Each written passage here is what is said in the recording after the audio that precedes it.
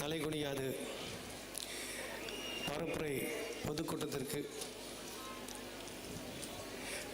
இந்த பிரம்மாண்டமான பொதுக்கூட்டத்தை ஏற்பாடு செய்து இங்கே நம்முடைய உரையாற்ற இருக்கின்ற உயிருக்குள் இனிக்கும் உயர் தனித்தமிழால்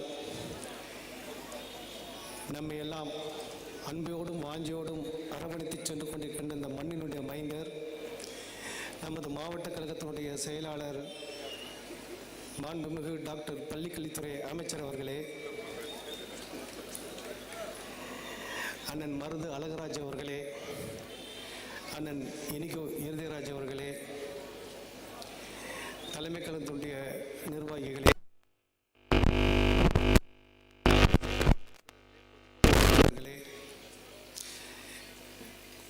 துணை மேயர் அவர்களே, கோட்டத் தலைவர்களே, மாவட்ட மாநகர கழகத்தினுடைய நிர்வாகிகளே, பகுதி கழகத்தினுடைய செயலாளர்களே, பகுதி கழகத்தினுடைய நிர்வாகிகளே, வட்டக்கழகத்தினுடைய செயலாளர்களே, வட்டக்கழகத்தினுடைய நிர்வாகிகளே, அனைத்து அணிகளுடைய நிர்வாகிகளே மற்றும் திரளாக வருகை புரிந்திருக்கின்ற பொதுமக்களே, இறுதியாக நன்றியுரையாற்றிருக்கின்ற மருந்துக்கடை மோகன் அவர்களே, உங்கள் அத்தனை பேரையும் மாவட்ட திராவிட முன்னேற்ற கழகத்தின் சார்பில் இருகரம் கூப்பி வருக வருகவர் என அன்புடன் வரவேற்று இப்பொழுது கிழக்கு தொகுதியினுடைய சட்டமன்ற உறுப்பினர் அண்ணன் இனிகோ அவர்கள் உரையாற்றுவார்கள். உரையாற்றுவதற்கு முன் நடைபெற இருக்கின்ற சட்டமன்ற தேர்தலில் கிழக்கு தொகுதியில் நமது மாவட்ட கழகத்துடைய செயலாளர் யாரை கை நீட்டுகிறாரோ அவரை 1,00,000 வாக்குகள் வித்தியாசத்தில் வெற்றியடைய செய்வோம் என்று சபதமேற்று அண்ணன் இனிகோ அவர்களை பேச வருமாறு அன்புடன் அழைக்கிறேன்.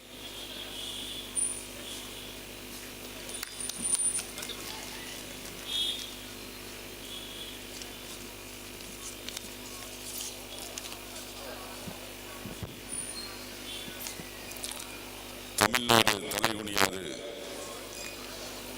என்ற மிக சிறப்பான ஒரு பொதுக்கூட்டத்தினுடைய தலைவர், இந்தியாவே மிக சிறப்பாக போராட்டிக் கொண்டிருக்கிற கல்வித்துறையில் மிகப்பெரிய சாதனைகளை செய்த நம்முடைய தமிழ்நாட்டினுடைய அரசினுடைய பள்ளிக்கல்வித்துறை அமைச்சரும் இந்த மாவட்டத்திற்கு பெருமை சேர்த்திருக்க நமது மாவட்ட கழகத்தினுடைய செயலாளரும் அருமை சகோதரர் முனைவர் அன்பில் மகேஷ் பொய்யாமொழி அவர்களே, இங்கு நம்மெல்லாம் வரவேற்று மகிழ்ந்திருக்கிற மாநகர கழகத்தினுடைய செயலாளரும் திருச்சி மாநகராட்சியினுடைய மண்டல குழு தலைவருமான அருமையண்ணன் மதிவாணன் அவர்களே, முன்னாடி வைத்திருக்கிற பகுதி கழகத்தினுடைய செயலாளர்கள் அருமையண்ணன் தர்மராஜ் அவர்களே, ராஜ் முகமது அவர்களே, மன்மர் அவர்களே, விஜயகுமார் அவர்களே, ஆர்ஜி பாபு அவர்களே, வட்டக்கழகத்தினுடைய செயலாளர்களே, தமிழ்நாடு தலைகுனியாது என்கின்ற மாபெரும் கருத்தை அடங்கிய நட்சத்திர பேச்சாளராக மாண்புமிகு தமிழ்நாட்டின் முதலமைச்சர் அவர்களால் அனுபவிக்கப்பட்டுள்ள திராவிட முன்னேற்ற கழகத்தினுடைய செய்தி தொடர்பு துணைத் தலைவர் கவிஞர் அண்ணன் மருது அழகராஜ் அவர்களே, தலைமை செயற்குழு உறுப்பினர்கள் அண்ணன் நன்மை அருமநாதன் உள்ளிட்ட தலைமை செயற்குழு உறுப்பினர்களே, மாவட்ட மாநகர கழக நிர்வாகிகளே, பொதுக்குழு உறுப்பினர்களே, மாவட்ட மாநகர அணிகளுடைய அமைப்பாளர்களே, மாமன்ற உறுப்பினர்களே, மாவட்ட பிரதிநிதிகளே, தோமுசு நிர்வாகிகள், கழக முன்னோடிகள், பேச்சாளர்கள், பகுதி கழக நிர்வாகிகள், மாவட்ட மாநகர அணிகளுடைய துணை அமைப்பாளர்கள், பகுதிகளினுடைய அமைப்பாளர்கள், வட்டக்கழகத்துடைய நிர்வாகிகள், இறுதியாக நன்றியுரை ஆற்ற இருக்கிற மலைக்கோட்டை பகுதியினுடைய பகுதி கழகத்தினுடைய செயலாளர் அருமையண்ணன் மருந்துக்கடை மோகன் அவர்களே, முத்தமிழ் அறிஞரின் தலைவர் கலைஞர் அவருடைய கழக உடன்பிறப்புகளே, திருச்சி கிழக்கு தொகுதியினுடைய சொந்தங்களே, உங்கள் அனைவருக்கும் மாலை நேர வணக்கங்களை தெரிவித்துக் கொள்கின்றேன். இந்த அருமையான நிகழ்ச்சியிலே மிக சிறப்பாக வருகை தந்திருக்கிற தாய்மார்கள், பல்வேறு சீரியல் எல்லாம் விட்டுட்டு எத்தனையோ சீரியல் சிரிக்கிறாங்க பாருங்க. இந்த சீரியலை விட்டுட்டோமே, அவன் என்ன ஆக போறானோ இவன் என்ன ஆக போறானுங்கிறதெல்லாம் விட்டுட்டு தமிழ்நாடு தலைகுனியாது என்கின்ற அருமையான பரப்புரை கூட்டத்திற்கு நான் எதுக்கு தெரியுமா வந்திருக்கேன் அப்படின்னு தாய்மார்கள் கைத்தட்டுவதை பார்த்தால் என்ன தெரிகிறது என்றால், இது எங்க கூட்டம், எங்களுடைய தலைவர் அவர்கள் எங்களுக்கு தந்திருக்கிற கூட்டம். மகளிர் உரிமை தொகை சாதாரணமா கொடுத்தாரு, 5000 ரூபாய் திடீரென்று வீட்டுல வந்து பேங்க்ல வந்து விழுந்தது. அது மட்டுமல்ல, பெண்கள் தலை நிமிர்ந்து நிற்க வேண்டும் என்பதற்காக முத்தமிழறிஞர் தலைவர் கலைஞர் அவர்கள் ஆரம்பித்து இன்று வரை பெண்களுக்கான மிக சிறப்பான ஒரு ஆட்சியை தந்து கொண்டிருக்கிறது திராவிட முன்னேற்ற கழகம். அவர்கள் அழைத்திருக்கிறார்கள், நாங்கள் ஓடோடி வருகிறோம் என்று வருகை தந்திருக்கிற அத்தனை தாய்மார்கள். ஏனென்றால் பெண்கள் படிக்க கூடாது, பெண்களை அடிமைப்படுத்திய காலம் ஒரு காலம், பெண்கள் வீட்டை விட்டு வெளியே வரக்கூடாது, பெண்களையும் சூத்திரர்களையும் கொல்வது பெரிய பாவம் அல்ல என்று மனுசுருதி சொன்னிய அந்த சூழ்நிலையில பெண்கள் வாக்கு இல்லை, வேலைக்கு செல்லக்கூடாது, சொத்துல பங்கு கிடையாது, கோயிலுக்கு செல்ல அனுமதி கிடையாது, கல்வி கற்பதற்கு உரிமை இல்லை, விதவைகள் வெளியே வருவதற்கு அனுமதி இல்லை, வீட்டிலே சிறை என்கின்ற அடுப்பாங்கரை பார்த்து அமர்ந்த பெண்கள் மத்தியில நீங்கள் வெளியே வாருங்கள். தமிழ்நாட்டிலே மாதம் 1000 ரூபாய், 1000 ரூபாய் சாதாரண விஷயம் அல்ல. ஏழை எளிய மக்களுக்குத்தான் அதனுடைய வழி தெரியும். பெண்களை கேட்டால் சொல்வார்கள், எப்பா என் பையன் உழைச்சு 100 ரூபாய் தரமாட்டேங்கிறாயா, நான் பிற்காத பையன் இந்த நாட்டை ஆளுகிறான், அவர் எனக்கு மாதம் 1000 ரூபாய் பேங்க்ல வந்து உழுகுது, உரிமையோடு போய் கேட்கிறேன், போய் எடுத்து என்னுடைய மருந்து செலவுகள் மாத்திரைகள் நான் தைரியத்தோடு நடமாடுகிறேன் என்று சொன்னால் மாதம் 1000 ரூபாய் வருகிறது என்பதற்காகவே என்னுடைய குடும்பத்தில் என்னை மதிக்கிறாங்க அப்படிங்கிற ஒரு சூழ்நிலை. அது மட்டுமல்ல, மாநகராட்சியிலையும் நகராட்சியிலையும் இன்னைக்கு எத்தனை பெர்சன்டேஜ் பெண்கள் இருக்கிறார்கள் என்று சொன்னால் 50% பெண்கள் இன்றைக்கு கவுன்சிலர்களாக, மேயர்களாக, துணை மேயர்களாக இருக்கிறார்கள் என்று சொன்னால் அது நம்முடைய பெண்களுக்கான ஆட்சியை நம்முடைய முதல்வர் அருமையண்ணன் தளபதி அவர்கள் மிக சிறப்பாக உங்களுக்கான ஆட்சியாகவே இந்த ஆட்சியை தந்து கொண்டிருக்கிற ஒரு சூழ்நிலையை நாம் பார்க்கிறோம். அது மட்டுமல்ல, பெண்கள் காலையில எந்திரிச்சு சமைச்சிட்டு போக முடியல, பிள்ளைங்களுக்கு சாப்பாடு கொடுக்க முடியல. ஏன்னா 2 பேர் வேலை செஞ்சாதான் குடும்பம் ரன் பண்ண முடியும். ஆனா இன்னைக்கு நான் வேலை செய்ய எந்திரிச்சு கொஞ்சம் டயர்ட் ஆயிடுச்சு, நான் சாப்பாடு போட முடியல பிள்ளைகளுக்கு என்று பிள்ளைகள் சாப்பிடாமையே ஸ்கூலுக்கு அனுப்புறது. சில பிள்ளைங்கள்லாம் அப்பதான் எழுப்பி விட்டு குளிப்பாட்டி அதை எழுந்திரிச்சு மூஞ்சியை தடவி கிளப்பாங்காட்டியும் சோறு திங்க மாட்டேங்கும். அதை போயிட்டு ஸ்கூலுக்கு அனுப்பணும். ஸ்கூலுக்கு அனுப்பணும்னு அந்த வீட்டில் பிள்ளைங்க அவனுடைய தாய் ஃபீல் பண்ணுவாங்க, ஐயோ என் பிள்ளை சாப்பிடாம போச்சேன்னு ஃபீல் பண்றப்ப கவலைப்படாத, முதலமைச்சருடைய காலை உணவு திட்டம் 1ஆம் கிளாஸ்ல இருந்து 5ஆம் கிளாஸ் வரை படிக்கிற பிள்ளைகளுக்கு இன்றைக்கு தாரோன்னு சொல்லி கிட்டத்தட்ட 37,416 பள்ளிகள், 20,57,000 குழந்தைகள் தமிழ்நாடு முழுவதும் இருக்கக்கூடிய அந்த பள்ளிகளிலே காலை உணவு, சத்தான உணவை சாப்பிடுகிறார்கள் என்று சொன்னால் நம்முடைய முதலமைச்சர் அண்ணன் தளபதி அவர்கள் கொண்டு வந்த முதலமைச்சரின் காலை உணவு திட்டம். இத பார்த்தா நம்ம மட்டும் இல்ல,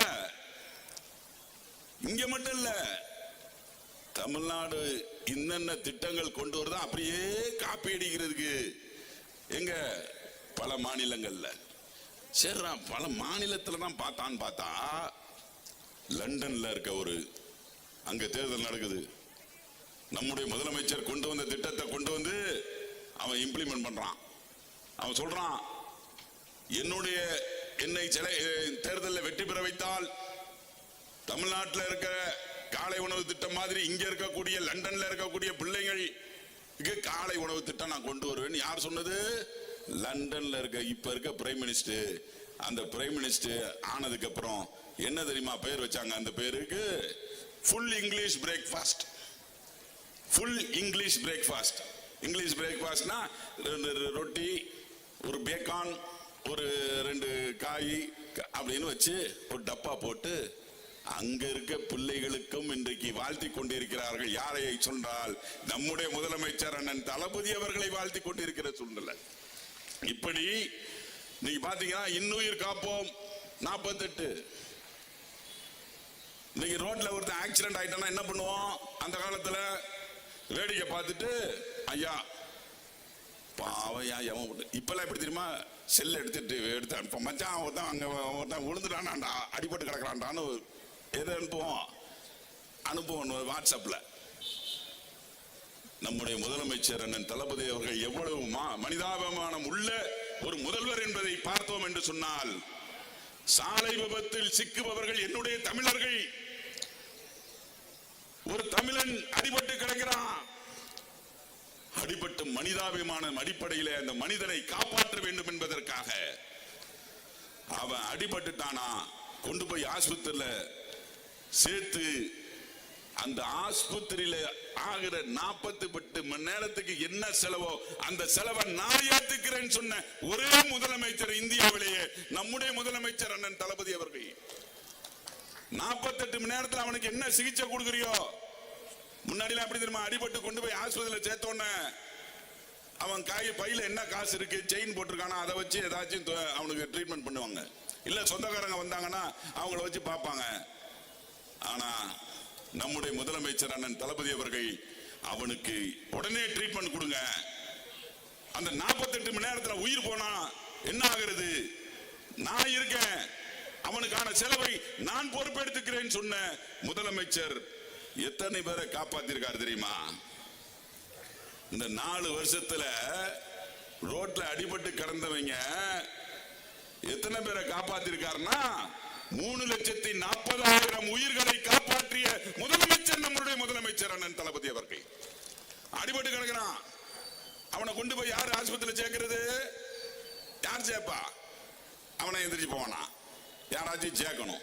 சேர்த்தா போலீஸ் என்னாகும்? எப்ப விழுந்தான், எங்க விழுந்தான், எந்த வண்டியில விழுந்தான், யார் பார்த்தது, நீ பாத்தியா, எப்படி வந்துச்சு அப்படின்னு கேள்வி கேட்டு பயந்துகிட்டே பாதி பேர் சேர்க்க மாட்டோம். ஆனா சேர்க்கிறதுக்கு நம்முடைய முதலமைச்சர் என்ன தெரியுமா செஞ்சாரு? அவனை கொண்டு போய் ஆஸ்பத்திரியில சேர்த்தினா உன்னை சேர்த்தவனுக்கு ஒரு 5,000 ரூபாய் தரண்டான்னு சொன்னோன்னா அவன் உழுந்து போய் சேர்க்கிறான். இப்படி மனிதாபிமானம் உள்ள ஒரு முதலமைச்சரை தமிழ்நாடு பெற்றிருக்கிறது. அதன் வழியாகத்தான் இன்னும் ஒரே ஒரு இன்சிடென்ட் மட்டும் சொல்லிட்டு நம்முடைய பேச்சாளர் பேசணும். ஒரு பெண்ணு, நரிக்குறவு பெண்ணு, ஒரு ஏழை வீட்டு பெண்ணு, இந்த மாதிரி ஸ்கூல்ல என்னைய ஒரு மாதிரி பண்ணிட்டாங்க, பக்கத்துல உட்காராதேன்னு தள்ளி விட்டுட்டாங்க அப்படின்னு ஒரு பேட்டி கொடுக்குது. ரீல்ஸ் நீங்கள பார்த்துருப்பீங்க, 2 வருஷத்துக்கு முன்னாடி ரீல்ஸ் ஓடுது. அந்த ரீல்ஸ்ல அதை பார்த்த உடனே நம்முடைய முதலமைச்சர் சொல்றாரு, அந்த பெண்ணை எங்க இருக்குன்னு பாருங்க. 3 குழந்தைகளும் பாவமா பார்த்து பேசுதுங்க. அந்த பொண்ணுங்களுக்கு பாகுபாடு இருக்கக்கூடாது. அது எந்த ஊர்ல இருக்குன்னு போய் பாருங்கப்பா அப்படின்னு சொல்றாரு. உடனே அதிகாரிகள் சொல்றாங்க, ஐயா திருவள்ளூர் மாவட்டத்துல அவங்க நரிக்குறவு பெண்ணுங்களாம். அப்படியா? உடனே அங்க இருக்க அமைச்சரை தொடர்பு கொள்றார். எஸ்.எம். நாசர் என்கின்ற நம்முடைய அமைச்சரை தொடர்பு கொள்றார். எங்க இருக்க? அண்ணா என்ன திருவள்ளூர், அங்க நேரா வீட்டுக்கு போ. எங்க யாருடைய வீட்டுக்கு? நரிக்குறவர்கள் வாழுகின்ற அந்த வீட்டுக்கு போய் உடனடியாக போய் தொலைபேசியில எனக்கு போன் போட்டு கொடு என்று சொல்லி அந்த தொலைபேசியில அந்த பெண் பேசுது. யார்கிட்ட பேசுதுன்னா 8 கோடி தமிழர்கள் தேர்ந்தெடுத்த ஒரு முதலமைச்சர், தமிழகத்திலே மிக சிறப்பான ஒரு ஆட்சியை தந்து கொண்டிருக்கிற முதலமைச்சருடைய யாரா சாதாரண ஒரு பெண் தொலைபேசியில கொண்டு முதலமைச்சர் சொல்லுது, ஐயா ரொம்ப நன்றியா, எங்களை ரொம்ப ஒரு மாதிரி அசிங்கப்படுத்திட்டாங்க, பிள்ளைங்க படிக்கிறப்ப இந்த மாதிரி பண்ணிட்டாங்கய்யா அப்படின்னு சொல்லுது. உடனே முதலமைச்சர் சொல்றாரு, கவலைப்படாதம்மா, நான் இருக்கமா உனக்கு பாத்துக்கிறேன்னு. ஐயா, எங்க வீட்டுக்கு வருவீங்களா? வரமா வரேன் அப்படின்னு சொல்லிட்டு ஒரு முதலமைச்சர் செக்ரட்டரியேட்ல இருந்து, தலைமை செயலகத்திலிருந்து அந்த பெண்ணை பார்க்க சென்றார். அந்த பார்க்க சென்றது மட்டுமல்ல, அந்த பெண் வீட்டுல சமைச்சு வச்சிருக்கு, இட்லியும் வடையும் வச்சிருக்கு. அதை எடுத்து அவர் சாப்பிட்டது மட்டுமல்ல, அந்த பெண்ணுக்கும் ஊட்டி பார்த்த மகிழ்ந்த முதலமைச்சர் இந்தியாவிலேயே நம்முடைய முதலமைச்சர் தான். இப்படிப்பட்ட முதலமைச்சரை எங்கேயும் நீங்க பார்த்திருக்க முடியாது. இப்படிப்பட்ட ஒரு அருமையான முதலமைச்சர் தாங்கி இருக்கிற இந்த கூட்டணி தான் இன்றைக்கு திராவிட மாடல் ஆட்சியாக மிக சிறப்பான பெண்களுக்கான ஆட்சி. ஏன்னா காசு கொடுக்கிற, மாசம் 1000 ரூபாய் கொடுக்கிற, நிறுத்த போறேன்னு சொல்லி யாரு, பாரதிய ஜனதா கட்சியை சார்ந்தவர் சுப்ரீம் கோர்ட்ல வழக்கு போட போறாரு. என்னுடைய மகளிர் மாதம் 1000 ரூபாய் வாங்குறாங்க, கஷ்டப்படுவாங்களே என்பதை நினைத்து, ஆகா இது ஏதாச்சும் ஒரு தீர்ப்பு பண்ணி நிறுத்திட போறாங்க. நிறுத்திட்டா ஒவ்வொரு பெண்களும் பாதிக்கப்படுவாங்களே எலெக்ஷன் டைம்ல சொல்லி, நீ நிறுத்துறியா பாடுறா, நீ ஜெயிக்கிறியா நான் ஜெயிக்கிறியான்னு சொல்லி காலையில எந்திரிச்ச உடனே 5000 வழங்கிய முதலமைச்சர் நம்முடைய முதலமைச்சர். இதே மாதிரிதான் பீகார் தேர்தலில் கொடுத்தாங்க 10,000 ரூபாய். யாரு கொடுத்தா? மோடி அரசாங்கம் 10,000 ரூபாய் பெண்களுக்கு தாரேன்னு சொன்னா போட்டாங்க. நம்ம மக்கள் என்ன பண்ணாங்க, அங்க இருக்க பீகார் பெண்கள்லாம் போய் பேங்க்ல இருந்து 10,000 ரூபாய் எடுத்துட்டாங்க. எலெக்ஷன் முடிஞ்சிச்சு. எலெக்ஷன் முடிஞ்ச உடனே சொல்றான், அந்த 10,000 லோனாக தரப்பட்டது, நீங்கள் அதிகமாக லோன் வாங்கியுள்ளீர்கள், திரும்ப தாங்கன்னு ஒரு நோட்டீஸ் அனுப்பிச்சிருக்காயா. நோட்டீஸ் பார்த்துக்கங்க. இப்படிப்பட்ட ஒரு நிகழ்வுகள் நமக்கு எதிராக இருக்கக்கூடியவர்கள் இன்றைக்கு எடப்பாடியார் எப்படி அதிமுகவுடைய அந்த எடப்பாடி எப்படிப்பட்ட துரோகங்களை இந்த நாட்டுக்கு செஞ்சார் தெரியுமா? அவர் 10 வருஷம் ஆட்சியில. முதல்ல நான் எல்லாத்தையும் சொல்ல விரும்பல, ஒன்னே ஒன்னு சொல்றேன். நம்முடைய மாணவர்கள், தமிழ் மாணவர்கள், தமிழ்நாட்டை சேர்ந்த இளைஞர்கள் படிச்சுட்டு வேலை இல்லாம இருக்கானே, எத்தனை பேர் வேலை இல்லாம இருக்கான்? நம்ம தமிழ்நாடு பப்ளிக் சர்வீஸ் கமிஷன் வழியாக வேலைக்கு ஆள் எடுக்கிறதுக்கு தமிழ்நாடு மாணவர்கள் அப்ளை பண்ணா எலெக்ஷன்ல எடுத்து தேர்வை எடுத்து அவனை வேலைக்கு சேர்த்தோம். இவர் என்ன பண்ணார்னா, அதுக்கு மெயினா தமிழ் தெரிஞ்சிருக்கணும், தமிழ் தேர்வு இருந்தால்தான் அவர்களை வேலை செய்யறதுக்கு எடுக்கணுங்கிறத அந்த ஸ்கீமை எடுத்துட்டு மோடி சொன்னார்னு சொல்லி, அவர் தமிழ் தெரியாத இந்தி பேசுறவங்களும் இந்த வேலைக்கு, நம்ம தமிழ்நாட்டில் வேலைக்கு அப்ளை பண்ணலாம்னு சொல்லி இன்றைக்கு தமிழ்நாட்டினுடைய இளைஞர்களுடைய வயிற்றுல அடிச்ச ஒரே ஆளு எடப்பாடி. நம்முடைய முதலமைச்சர் நம்முடைய ஆட்சிக்கு வந்த உடனே அந்த இதை ரத்து செய்து தமிழ் எக்ஸாம்ல எவன் பாஸ் ஆகிறானோ அவனுக்கு தான் வேலை என்கின்ற அந்த உத்தரவாதத்தை தந்தவர் நம்முடைய முதலமைச்சர் அவர்கள். இப்படி மிக என்ன நட்சத்திர பேச்சாளர் பேசணும், ஒரே ஒரு கருத்தை சொல்றேன். இன்னைக்கு விசில் குஞ்சுகள்லாம் இன்னைக்கு பண்ற அட்டகாசம் தாங்க முடியல. இன்னைக்கு இருக்க நிலைமையை பார்த்தீங்கன்னா, ஒன்னே ஒன்று அவனை பேசக்கூடாதுன்னு தான் நாங்களும் இருந்தோம். ஏன்னா பேசுற அளவுக்கு இந்த மேடைக்கில பேசுற அளவுக்கு அவர்களுக்கு தகுதி கிடையாது. இப்ப ரீசெண்டா ஒருத்தர் சொன்னாரு, அவன் சொல்றாப்ல, ஏயா வீட்டை விட்டு வர மாட்டேங்கிறியே, பனையூர் விட்டு வரவே மாட்டேங்கிறியே, பனையூர் வீட்டுக்குள்ளேயே படுத்து கிடக்குறியே அப்படின்னு கேட்டதுக்கு அவர் மேடையில சொன்னாரு. என்ன சொன்னார்னா, அன்னைக்கு வந்து பேசினப்ப சொல்றார், ஐயா என்னை பனையூர் வீட்டுக்கு வெளியே வரல, விஜய் வெளியே வா, விஜய் வெளியே வான்னு என்னை கூப்பிடுறாங்க. என் வீடு என்ன தெரியுமா? தமிழ்நாடு தான் என் வீடு அப்படின்னு சொன்னார்.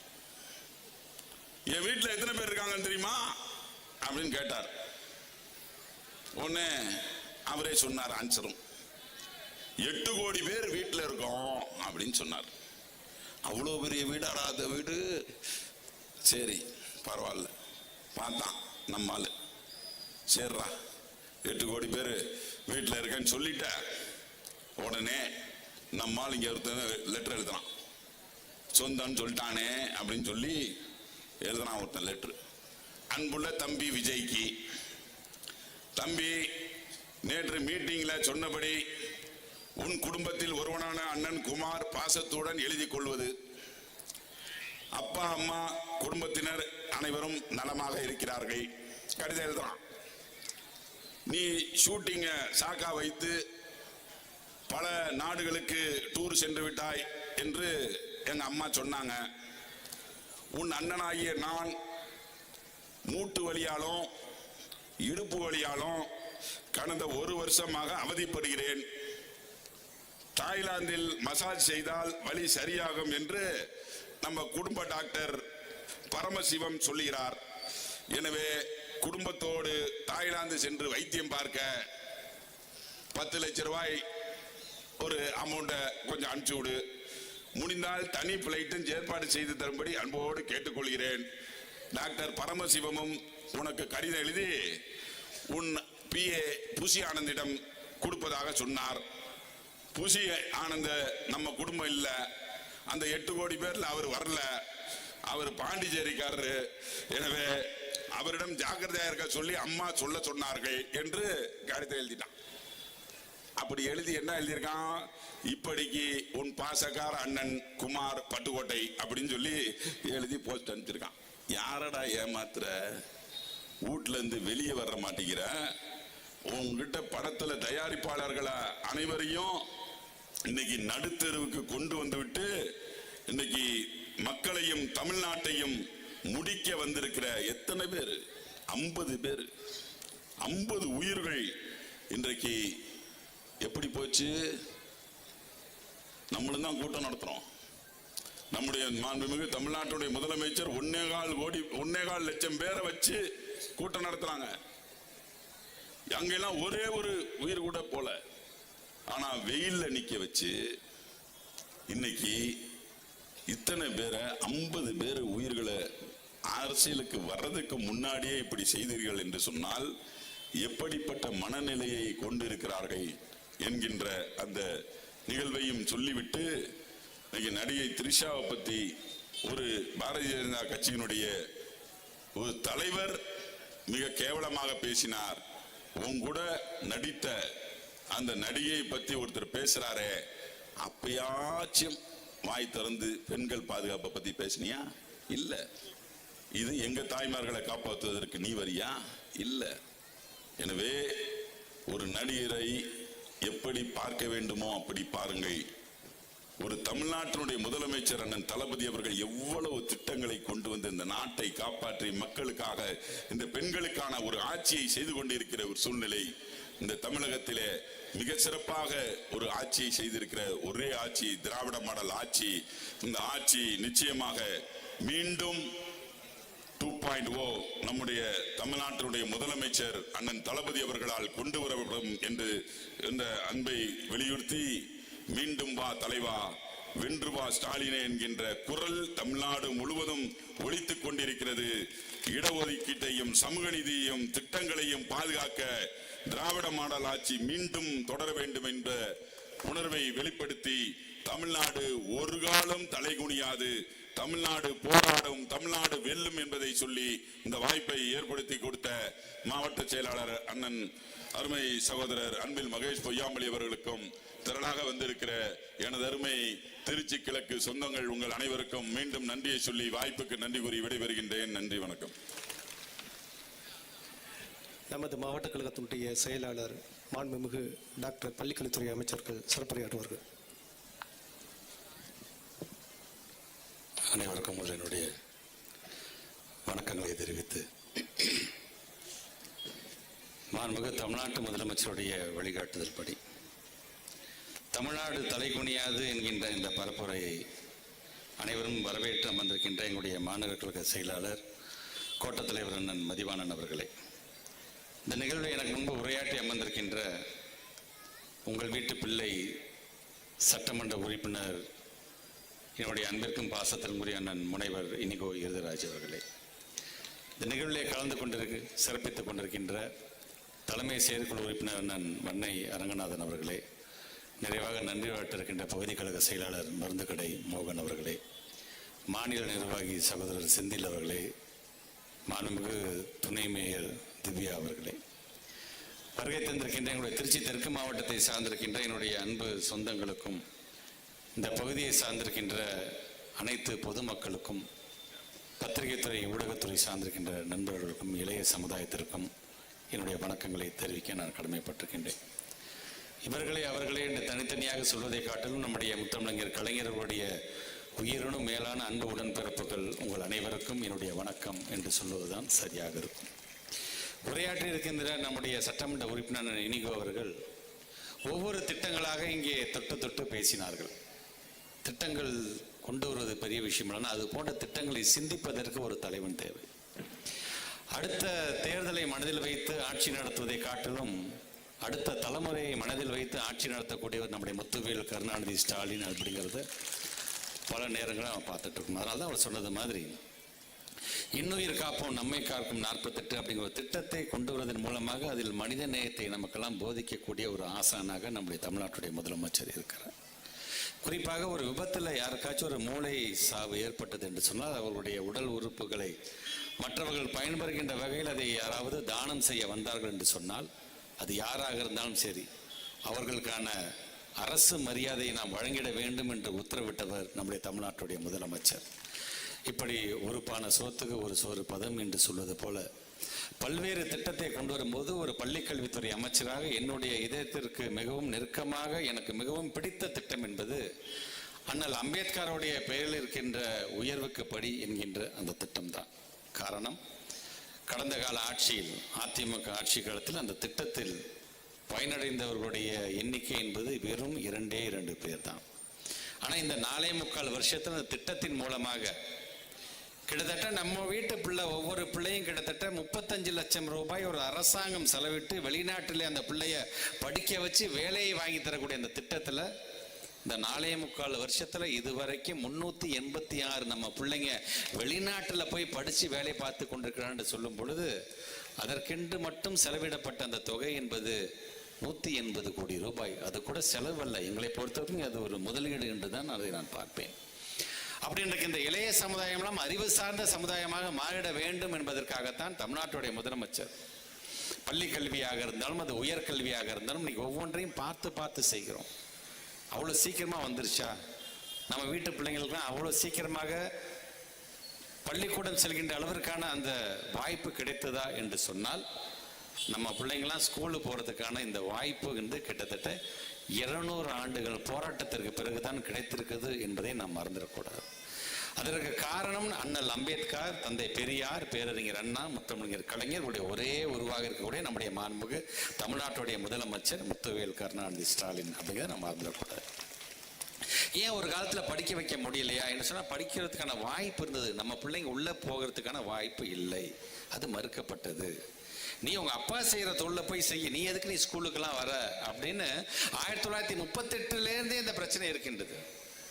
நமக்கான மிகப்பெரிய ஒரு பெருமினத்திறமை அந்த கிழக்கு தொகுதியை பொறுத்த வரைக்கும் இங்கே தான் உச்சி பிள்ளையார் இங்கே தான் இருக்காங்க, நத்தசா பள்ளிவாசலும் இங்கே தான் இருக்குது, சென்ட் ஜோசப்புக்கான அந்த சர்ச்சும் இங்கே தான் இருக்குது. மத நல்லிணக்கத்தை சொல்லக்கூடிய ஒரு பெருமை வாய்ந்த ஒரு தொகுதி நம்முடைய திருச்சி கிழக்கு தொகுதி. ஆக அந்த கிழக்கு தொகுதியில் இன்றைக்கு நான் ஒரு பள்ளிக்கல்வித்துறை அமைச்சராக உங்களெல்லாம் சந்திச்சு நான் பேசுறேன்னா 1938 நமக்கு என்ன எதுக்கெல்லாம் போராடணுமோ அந்த போராட்டம் இன்னும் இருந்து கொண்டே தான் இருக்கின்றது. ஏதோ ஒரு விதத்தில் குலக்கல்வி அப்படிங்கிறத உள்ள கொண்டு வந்துகிட்டே தான் இருக்கிறார்கள். ஏதோ ஒரு விதத்தில் இந்தியை நம் மீது திணிக்க பார்த்து கொண்டே தான் இருக்கிறார்கள். ஆனால் அதற்கெல்லாம் இந்த தமிழ்நாடு தலை குனியாது என்று நம்மளாம் காக்கிறது யார் தெரியுமா? நம்முடைய தமிழ்நாட்டுடைய முதலமைச்சர் அப்படிங்கிறத நீங்க தெரிந்து கொள்ள வேண்டும். இன்றைக்கு ஒன்றியத்தில் இருக்கக்கூடிய அந்த அரசாங்கம் ஜல்ஜீவன் மிஷன், இன்னைக்கு எல்லா வீட்லயும் நம்ம வந்து ஒரு பைப் லைனை கொடுத்து எல்லாத்துக்கும் தண்ணி கொடுக்கணும்னு சொல்றோம் பாத்தீங்களா? அந்த திட்டத்தை மிக சிறப்பான முறையில் செயல்படுத்திய மாநிலம் எதுவென்று சொன்னால் அது தமிழ்நாடு தான் அப்படின்னு நம்மளை பாராட்டுறதே பாத்தீங்கன்னா ஒன்றிய அரசு தான். ஆனா அதற்கான பணம் 3112 கோடியை கொடுக்காமல் நம்மை வஞ்சிப்பது எதுவும் பாத்தீங்கன்னா அதே ஒன்றிய அரசு தான். நமக்கான ஒருங்கிணைந்த பள்ளி கல்வி திட்டம் அப்படின்னு சொல்றாங்க. அந்த ஒருங்கிணைந்த பள்ளி கல்வி திட்டத்தின் மூலமாக கிட்டத்தட்ட 20 விதமான இலக்குகளை அவர்கள் நிர்ணயிக்கிறார்கள். அந்த 20 விதமான இலக்குகளில் 20ல் 20 டாப் எதுன்னு பார்த்தீங்கன்னா கேரளா, 20ல் 19 எது டாப்னு பார்த்தீங்கன்னா நம்முடைய தமிழ்நாடு தான். சொல்றது ஒன்றிய அரசு தான். அதே நேரத்தில் நம்முடைய பிள்ளைங்க 43 லட்சம் பிள்ளைங்க படிப்பதற்கான நிதி நம்மளுடைய மாநிலத்தை சார்ந்திருக்கின்ற நம்முடைய ஆசிரியர்களுக்கு கிட்டத்தட்ட 32,800 பேர்கிட்ட அந்த ஆசிரியர்களுக்கு கொடுக்கப்படக்கூடிய மாத சம்பளத்துக்கான நிதி என்று 2 வருஷமா நமக்கு கொடுக்காம நிதியை பிடிச்சி வச்சிருக்காங்க. அதோடைய அளவு எவ்வளவு தெரியுமா? ஏறத்தாழ 3,548 கோடியை கொடுக்காம நம்மளை வஞ்சிக்கிறது எதுன்னு பாத்தீங்கன்னா அதே ஒன்றிய அரசு தான். சொல்றது என்னன்னா, ஏன் இந்தியை சேர்த்து படிச்சாதான் என்ன உங்க பிள்ளைங்க என்று சொல்லுகிறார்கள். எங்களை பொறுத்தவரைக்கும் நாங்கள் எந்த மொழிக்கும் எதிர்ப்பானவர்கள் அல்ல. நாங்கள் அனைத்து மொழியும் கத்துக்கணும் நாங்கள் ஆசைப்படுகிறோம். ஆனால் எங்கள் திணிக்காதீர்கள்.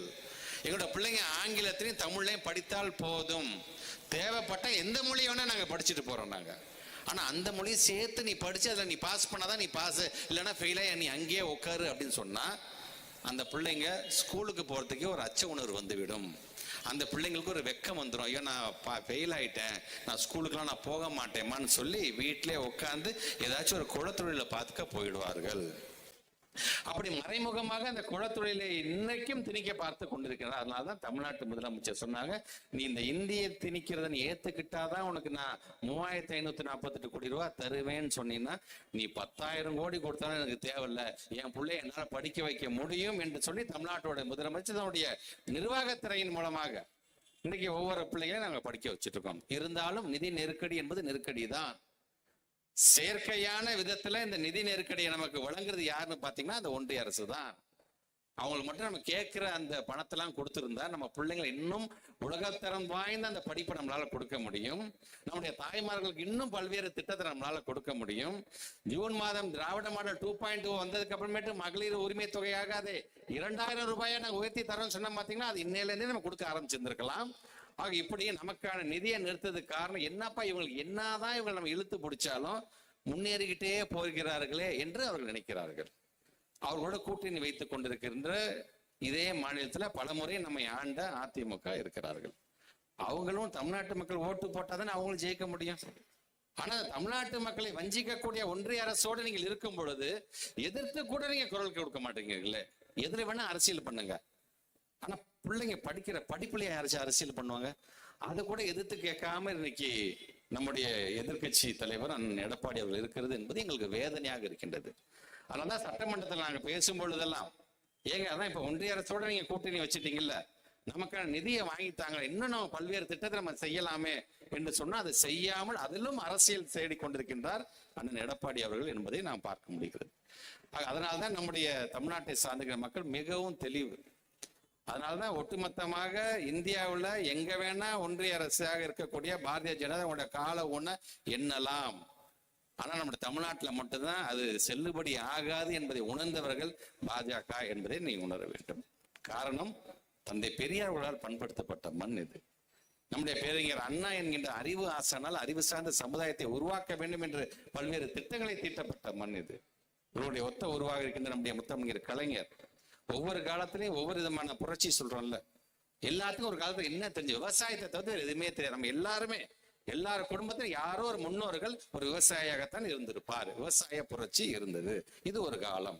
விவசாயம் தெரியும், அறுவடையை பத்தி தெரியும், அங்க இருக்க இந்த அரிசி ஒரு ஏக்கருக்கு எத்தனை மூட்டை வருது இவ்வளவுதான் நமக்கு தெரிந்தது ஒரு காலத்தில்.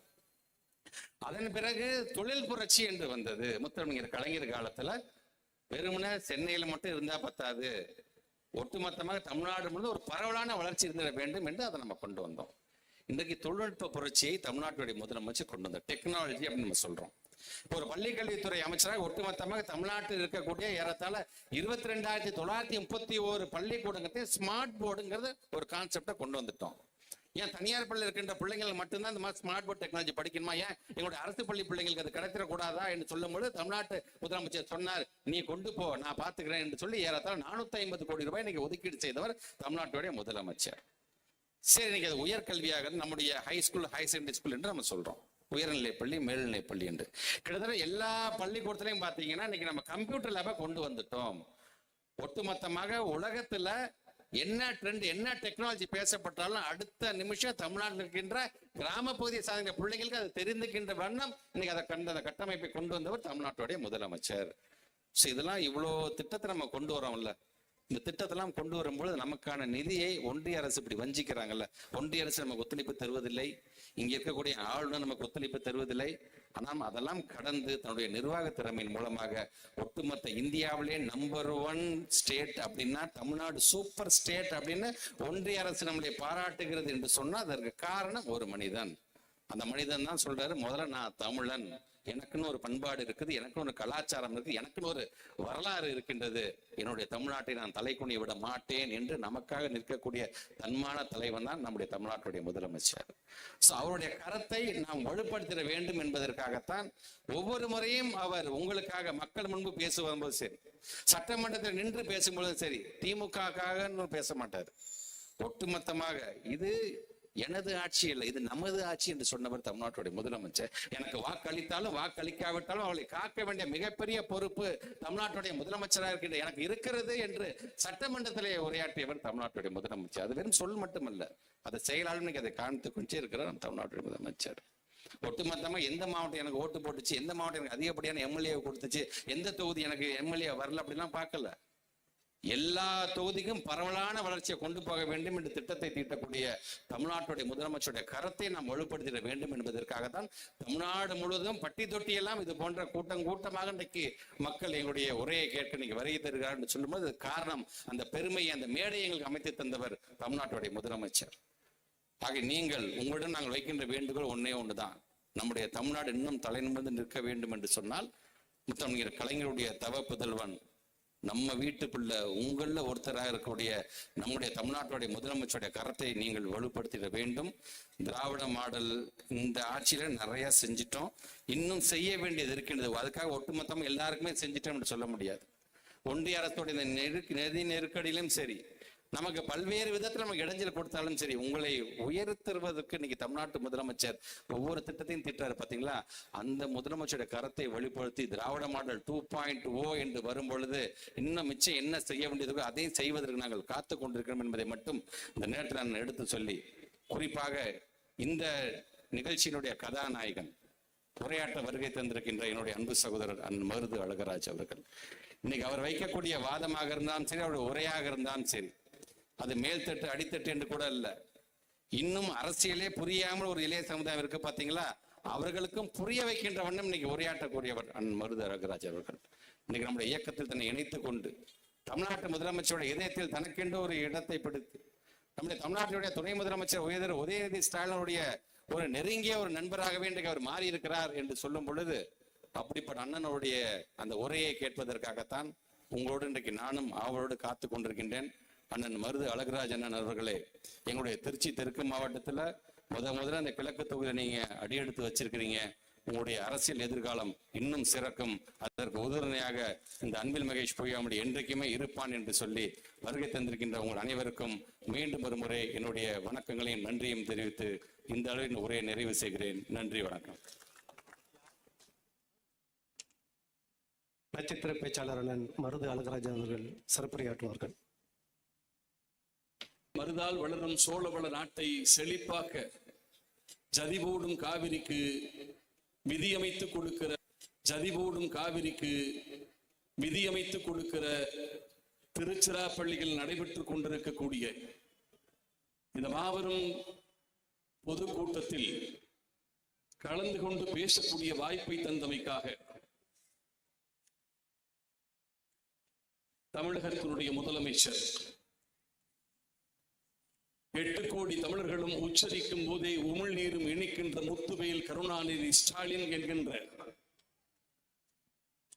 உலக தமிழினத்தினுடைய ஒப்புள்ளா தலைவர், சிங்கத்து நடையாக சீரிழமை தமிழாக போர் ஏந்தும் வாளாக பொங்கு தமிழர் வாழ்வாக முத்தமிழின் வித்தாக மூவேந்தர் கெத்தாக உச்சரிக்கும் போதே உமிழ்நீரும் இனிக்கும். அது அவரை நம்புகிற எளிய மக்களுக்கு, ஆனால் எதிரிகளுக்கு உறக்கத்தை கெடுக்கும், உதறலை கொடுக்கும் என்றால் அதுதான் முத்துவேல் கருணாநிதி ஸ்டாலின் என்று சொல்லி இன்றைக்கு தமிழகத்தை முக்கடல் சூழ்ந்த பாரதத்தின் முதன்மை மாநிலமாக வழிநடத்தி கொண்டிருக்கும் திராவிட முன்னேற்ற கழகத்தினுடைய தலைவரும் திக்கட்டும் திசை பரப்பி திறமையை துடுப்பாக்கி நாளை திருநாடும் நம்மதடா 2026லும் இதே திராவிட மாடல் ஆட்சிதான் தொடரும் என்கின்ற நம்பிக்கையோடு ஒரு நல்ல அரசாங்கத்தை வழிநடத்தி கொண்டிருக்கும் தமிழகத்தினுடைய முதலமைச்சர் அவர்களுக்கு எனது பணிவான வணக்கங்களையும் நன்றியையும் சமர்ப்பிக்கின்றேன். ஒரு அமைச்சர், பள்ளி கல்வித்துறை அமைச்சர், அன்பில் உதித்தவர், பண்பில் செழித்தவர், மாணவர்களோடு சேர்ந்து கூடவே படித்து முனைவரான முதல் கல்வி அமைச்சர் இவராகத்தான் இருக்க முடியும். உண்மையாகவே நான் வருத்தப்படுகிறேன். நானெல்லாம் பள்ளியில் படிக்கிற போது இது போல ஒரு இளமையான பள்ளி கல்வித்துறை அமைச்சர் கிடைக்கவில்லை, அதுவும் அழகாக. என் அன்பிற்குரிய சகோதரர், உண்மையாகவே அன்பில் என்கின்ற பெயரை சொல்கிற போதே நான் தனியாக பிறந்தவன் 1000 அண்ணன் தம்பிகள் பிறந்தது போல உணர்கிறேன். அப்படிப்பட்ட ஒரு பள்ளி கல்வித்துறை அமைச்சர் என்னை வரவேற்று, நீங்கள் பொன்னி நதி புரண்டோடி வரும் காவிரியில் உங்கள் புறநானூற்று தமிழால் ஒரு உரையாற்ற வேண்டும் என்று அழைத்திருக்கிறார். அதற்கு அருகிலே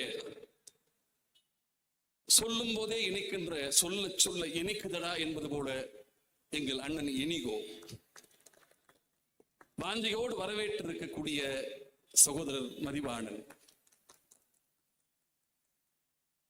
ஆடிய திருக்கை அரை சுற்று வரும் முன்னே ஓடிய எண்ணங்கள் 1 கோடி என்று சொல்வார்கள். இந்த திருகையில கேப்பை அள்ளி போட்டுட்டு அப்படியே அதை ஒரு சுத்துறதுக்கு இல்ல, ஆடிய திருக்கை அரை சுற்று வரும் முன்னே வேலைக்கு போன புருஷனை நினைச்சு, பள்ளிக்கூடம் போன பையல நினைச்சு, கட்டி கொடுத்த பிள்ளைய நினைச்சு, பிடிக்காத மாமியால நினைச்சு, பிடிக்க வேண்டிய தண்ணி பைப்புள்ள சண்டை போடுறதுக்கு ஆட்களை தேர்வு செஞ்சு அன்றாட வாழ்க்கையை குடும்பம் குடும்பம் குடும்பம் என்று ஓடி ஓடி உழைக்கின்ற என் அன்பு சகோதரிகளே, உங்கள் அத்தனை பேருடைய முகத்திலும் ஒரு 5000 வாழ்த்து பிரகாசத்தை நான் பார்க்கிறேன். 50 பேர் முகத்திலையும் ஒரு 5000 வாழ்த்து. அண்ணன் கொடுத்த சீர் முகத்தில் தெரிகிறது. அந்த தாயுமானவர் தலைவன் தகப்பன் சாமி கொடுத்த 5000 எஃபெக்ட் முகத்தில் தெரிகிறது. 13ஆம் தேதி காலை அதிகாலை அத்தனை செல்போன்களிலும் ஒரு செய்தி, ஒரு குறுஞ்செய்தி வருகிறது. எனக்கு தெரிய தமிழகத்து பெண்கள் ஒரே நேரத்தில் 1.5 கோடி பெண்கள் கவலை விட்டு சிரித்த காலம் என்று சொன்னால் அது 2025 அந்த காலை ஒரு 7:30 மணி. என்ன இதற்கு 5000 எங்கள் முதலமைச்சர் கொடுத்திருக்கிறார், என் அண்ணன் கொடுத்திருக்கிறார், என் அப்பா கொடுத்திருக்கிறார். ஒவ்வொருவர் முகத்திலும் மகிழ்ச்சி. 1000 மெகாவாட்ஸ். ஆச்சரியம் பூச்சொரிகிறது. விழிகள் எல்லாம் விரித்து பார்க்கிறார்கள். 1000 மாதம் தானே கொடுப்பார், இந்த மாதம் என்ன அண்ணன் 5000 கொடுத்திருக்கிறார் என்று ஆச்சரியத்தோடு பார்க்கிற போது தொலைக்காட்சிகளை வந்து பேசுகிறார். அவர் என்ன சொல்கிறார் முதலமைச்சர்? என் அன்பு சகோதரிகளே, நீங்கள் கொடுத்த வாய்ப்பின் அடிப்படையில் 5 ஆண்டு காலத்தை எனது ஆட்சி நிறைவு செய்ய போகிறது. அடுத்த வாய்ப்பையும் நீங்கள் தருவீர்கள் என்ற நம்பிக்கையோடு நான் இருக்கிறேன். ஆனால் நான் கொடுக்கக்கூடிய மகளிர் உரிமை தொகையை ஓட்டு போடுகிற தேர்தலை ஒட்டி 3 மாதத்திற்கு முடக்க வேண்டும் என்று மத்தியில் ஆளக்கூடிய மோடி அரசாங்கம் திட்டமிடுகிறது என்று தெரிய வருகிறது. மாதம் 1000 கொடுத்தேன். எத்தனை தாய்மார்கள் மாதம் பிள்ளைக்கு ஃபீஸ் கட்டிருப்பீங்க? எத்தனை தாய்மார்கள் டியூஷனுக்கு ஃபீஸ் கொடுத்திருப்பீங்க? எத்தனை தாய்மார்கள் பிரஷருக்கு வீட்டுக்காரருக்கு மாத்திரை வாங்கி கொடுத்திருப்பீங்க? எத்தனை தாய்மார்கள் மின்சார கட்டணம் கட்டியிருப்பீங்க? அப்படி இருக்கிற போது தேர்தல் வருகிறது என்று 3 மாதம் அந்த பணம் வரவில்லை என்று சொன்னால் நீங்கள் சிரமப்படுவீர்கள் என்று நான் உணர்கிறேன். அவர்கள் சூழ்ச்சியை புரிந்து கொண்டு 3 மாத பணத்தை நான் முன்பணமாக உங்களுக்கு தருகிறேன் என்று சொல்லி ஒரு தகப்பன் போல உங்களுக்கு ஏன் கொடுத்தேன் என்கின்ற விளக்கத்தையும் அவர் கொடுத்து விட்டு இன்னொன்றை செய்தார். கோடை விடுமுறைக்கு கூடுதலாக 2000 சேர்த்து நான் 5000 கொடுக்கிறேன் என்று கொடுத்தார். உண்மையாகவே விடுமுறை காலம் வந்து விட்டால் சகோதரிகளுக்கு தெரியும், பிள்ளை கேரம் போர்டு வாங்கித்தான்னு கேட்பான். பள்ளிக்கூடம் போன அத்தனை பிள்ளைகளும் வீட்டில் இருக்கும். வெளியூரில் இருந்து பேரன் பேத்திகள் வீட்டுக்கு வருவார்கள். அம்மா எனக்கு ஒரு கேரம் போர்டு வாங்கி கொடுன்னு கேட்பான். அம்மா என்னை கூட்டிட்டு கண்காட்சிக்கு பொருட்காட்சிக்கு கூட்டிட்டு போன்னு கேட்பான். உச்சி பிள்ளையார் ஆலயத்திற்கு அழைத்து போ என்று சொல்வான். முக்கம்புக்கு அழைத்து போ, நான் அதை பார்க்க வேண்டும், கழிக்க வேண்டும், ரசிக்க வேண்டும் என்று கேட்பான். அப்படி இருக்கிற போது அந்த கோடை விடுமுறையை கழிப்பதற்கு நீங்கள் சிரமப்படக்கூடாது, நான் அண்ணனாக இன்னும் 2000 சேர்த்து தருகிறேன் என்று முத்துவேல் கருணாநிதி ஸ்டாலின் கொடுத்த பணம் தான் இந்த 5000. ஆனாலும் நம்ம ஆம்பளை ஆளுக்கெல்லாம் கொஞ்சம் கோவம் தான். 5000 அங்கே போயிருச்சே, ஏன் பெண்களிடம் கொடுக்கிறோம்? மக்களை பெற்ற மகராசி என்று ஒரு திரைப்படம். அந்த திரைப்படத்துல மருதகாசி ஒரு பாட்டு எழுதியிருப்பாரு. சேர்த்த பணத்தை சிக்கனமா செலவு செய்ய பக்குவமா அம்மா கையில கொடுத்து வை சின்ன கண்ணு, அவங்க 600 ஆக்குவாங்க செல்லக்கண்ணு. கொடுக்கும் பணத்தை பெருக்கி குடும்பத்தின் வளர்ச்சிக்கு தன்னையே அர்ப்பணித்து ஒப்படைக்கிற திறமை சக்திமார்களாகிய என் சகோதரிகளுக்கு உண்டு என்பதால் தான் பணத்தை பெண்களிடம் கொடுக்கிறார் அந்த தலைவன். ஆனாலும் நம்ம ஆளுக்கு ஒரு வருத்தம் தான். ஒரு வீட்டுல புருஷனுக்கும் பொண்டாட்டிக்கும் சண்டை வரும். சண்டை வந்த போதெல்லாம் பொண்டாட்டி ஒன்னே தான் சொல்லும், ஒரு நாள் இருந்து நீ இந்த வீட்டுல இந்த பிள்ளைகளை மேய்ச்சு பாரியா, வியாக்கியானம் பேசுறீல்ல, ஒரு நாள் இருந்து பாரு அப்படின்னு சொல்லும். அவன் என்ன பண்ணான், புருஷன்காரன், நீ ஒரு நாள் என் ஆபீஸுக்கு வந்து என் வேலையை நீ பார்த்துவர், ஒரு நாள் செஞ்சு பாரு அப்படின்னு அவன் சொன்னான். இந்த இருவருக்குமான விவாதம், இந்த ஊழல் என்பதும் இந்த தகராறு என்பதும் தொடர்ந்து கொண்டே இருந்தது. ஒரு நாள் இதே மாதிரிதான் மனைவி சொன்னா, ஒரு நாள் இந்த பிள்ளைகளை நீ மேய்ச்சு பார்த்தா தெரியும், படியில ஏற மாட்டான், பார்லயே போறான், இவங்க எங்க விழுவான், எதை பிடிப்பான், எந்த கரண்ட் கம்பியை இழுப்பான், எந்த கஷ்டத்தை கொடுப்பான்னு தெரியல, ஒவ்வொரு பிள்ளையும் வளர்ப்பதற்கு நான் அவ்வளவு சிரமப்படுகிறேன், நீ பாட்டுல பேசுறிய, ஒரு நாளைக்கு வளர்த்து பாரு பார்ப்போம் அப்படின்னு சொல்லி கணவனிடம் சண்டை போட்டவொன்னே அந்த கணவன் அன்னைக்கு பிடிச்சுக்கிட்டான். சரி, பல வருஷமா இதையே நீ சொல்ற, இன்னைக்கு ஒரு நாளைக்கு நீ ஆபீஸுக்கு போ, எல்லா வேலையும் என்னுடைய வேலையை எல்லாம் நீ பாரு, நான் வீட்டில் இருந்து இன்னைக்கு பிள்ளைய பூரா நான் பாக்குறேன் அப்படின்னு சொன்ன உடனே அந்த மனைவி சொன்னால், வேண்டாயா, தயவு உந்து வேண்டாம், விஷப்பரிச்சையில் இறங்காத, இது ஒன்னால முடியாது அப்படின்னு சொன்னான். ஆனாலும் அவ விடுறதா இல்ல, இந்த பாரு இதெல்லாம் சொல்லாது, எதுக்கு எடுத்தாலும் நீ ஒன்னு சொல்றீல, நீ ஆபீஸுக்கு போ, நான் இன்னைக்கு வீட்டை நான் பாத்துக்கிறேன், பிள்ளைகளை மேய்ப்பது இன்றைக்கு ஏன் வேலை, என் ஆபீஸ் வேலையை பூரா நீ பார்க்கணும் அப்படின்னு சொன்னான். எவ்வளவோ சொல்லியும் கேட்கவில்லை. வேறு வழி இல்லாம இவ அலுவலகத்துக்கு போனா. அலுவலகத்துக்கு போனா ஆபீஸ்ல பார்த்தா பெருக்காம கிடந்தது. விளக்கமாத்த எடுத்து இவங்களே கூட்டினாங்க, அலுவலகத்தை அழகா சுத்தப்படுத்தினாங்க. அந்த மாத வருமானங்களை எல்லாம் கணக்குகளை பார்த்தால் அத்தனையும் பார்த்து எல்லாம் சரியாக நடக்கிறதா என்று சொல்லி தேதி கேலண்டர் கூட குளிக்காம இருந்தது. தேதியை சரியாக கழித்தால் ஆபீஸையே அப்படி எல்லாத்தையும் பார்த்துட்டே இருக்கிற போதுக்கு ஒரு கவலை. வீட்டுல இந்த மனுஷன் என்ன பண்ண போறான்னு தெரியலையே இந்த பிள்ளைகளை வச்சுக்கிட்டுன்னு சொல்லி கவலை.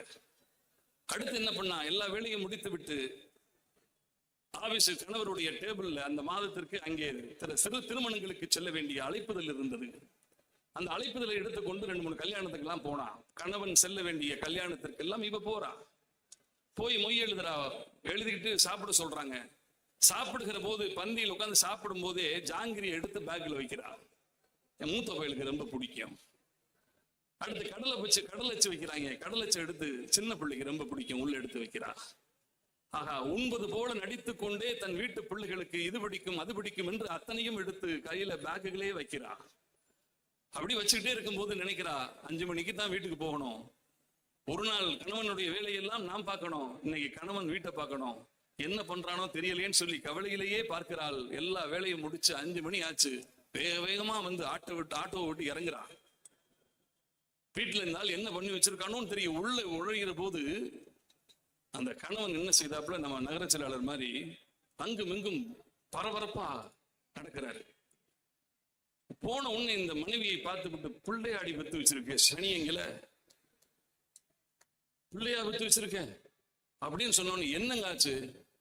அத்தனையும் குரங்கு அடிச்சு துவச்சு உள்ள ரூம்ல போட்டு அடைச்சிருக்கேன், அப்படின்னு சொன்ன உடனே ஏங்க பிள்ளைகளை அடிச்சுக்கலான்னு சொல்லிட்டு ஓடி போய் கதவை திறந்துட்டு அந்த அம்மா கத்துச்சு, ஏங்க இந்த பையலை ஏங்க அடிச்சீங்க, ஏன் இவன் எதிர் வீட்டு பையங்க. இவன் இதுவரையும் பெத்தது 3 வகத்துல 4வது பிள்ளை எதிர்த்து வீட்டு பிள்ளைன்றதே அவனுக்கு தெரியல. தன் வீட்டு பிள்ளை எதுன்றதே நிலையாத நிலையில் தான் ஒவ்வொரு தகப்பனும் ஓடிக்கொண்டிருக்கிறான்.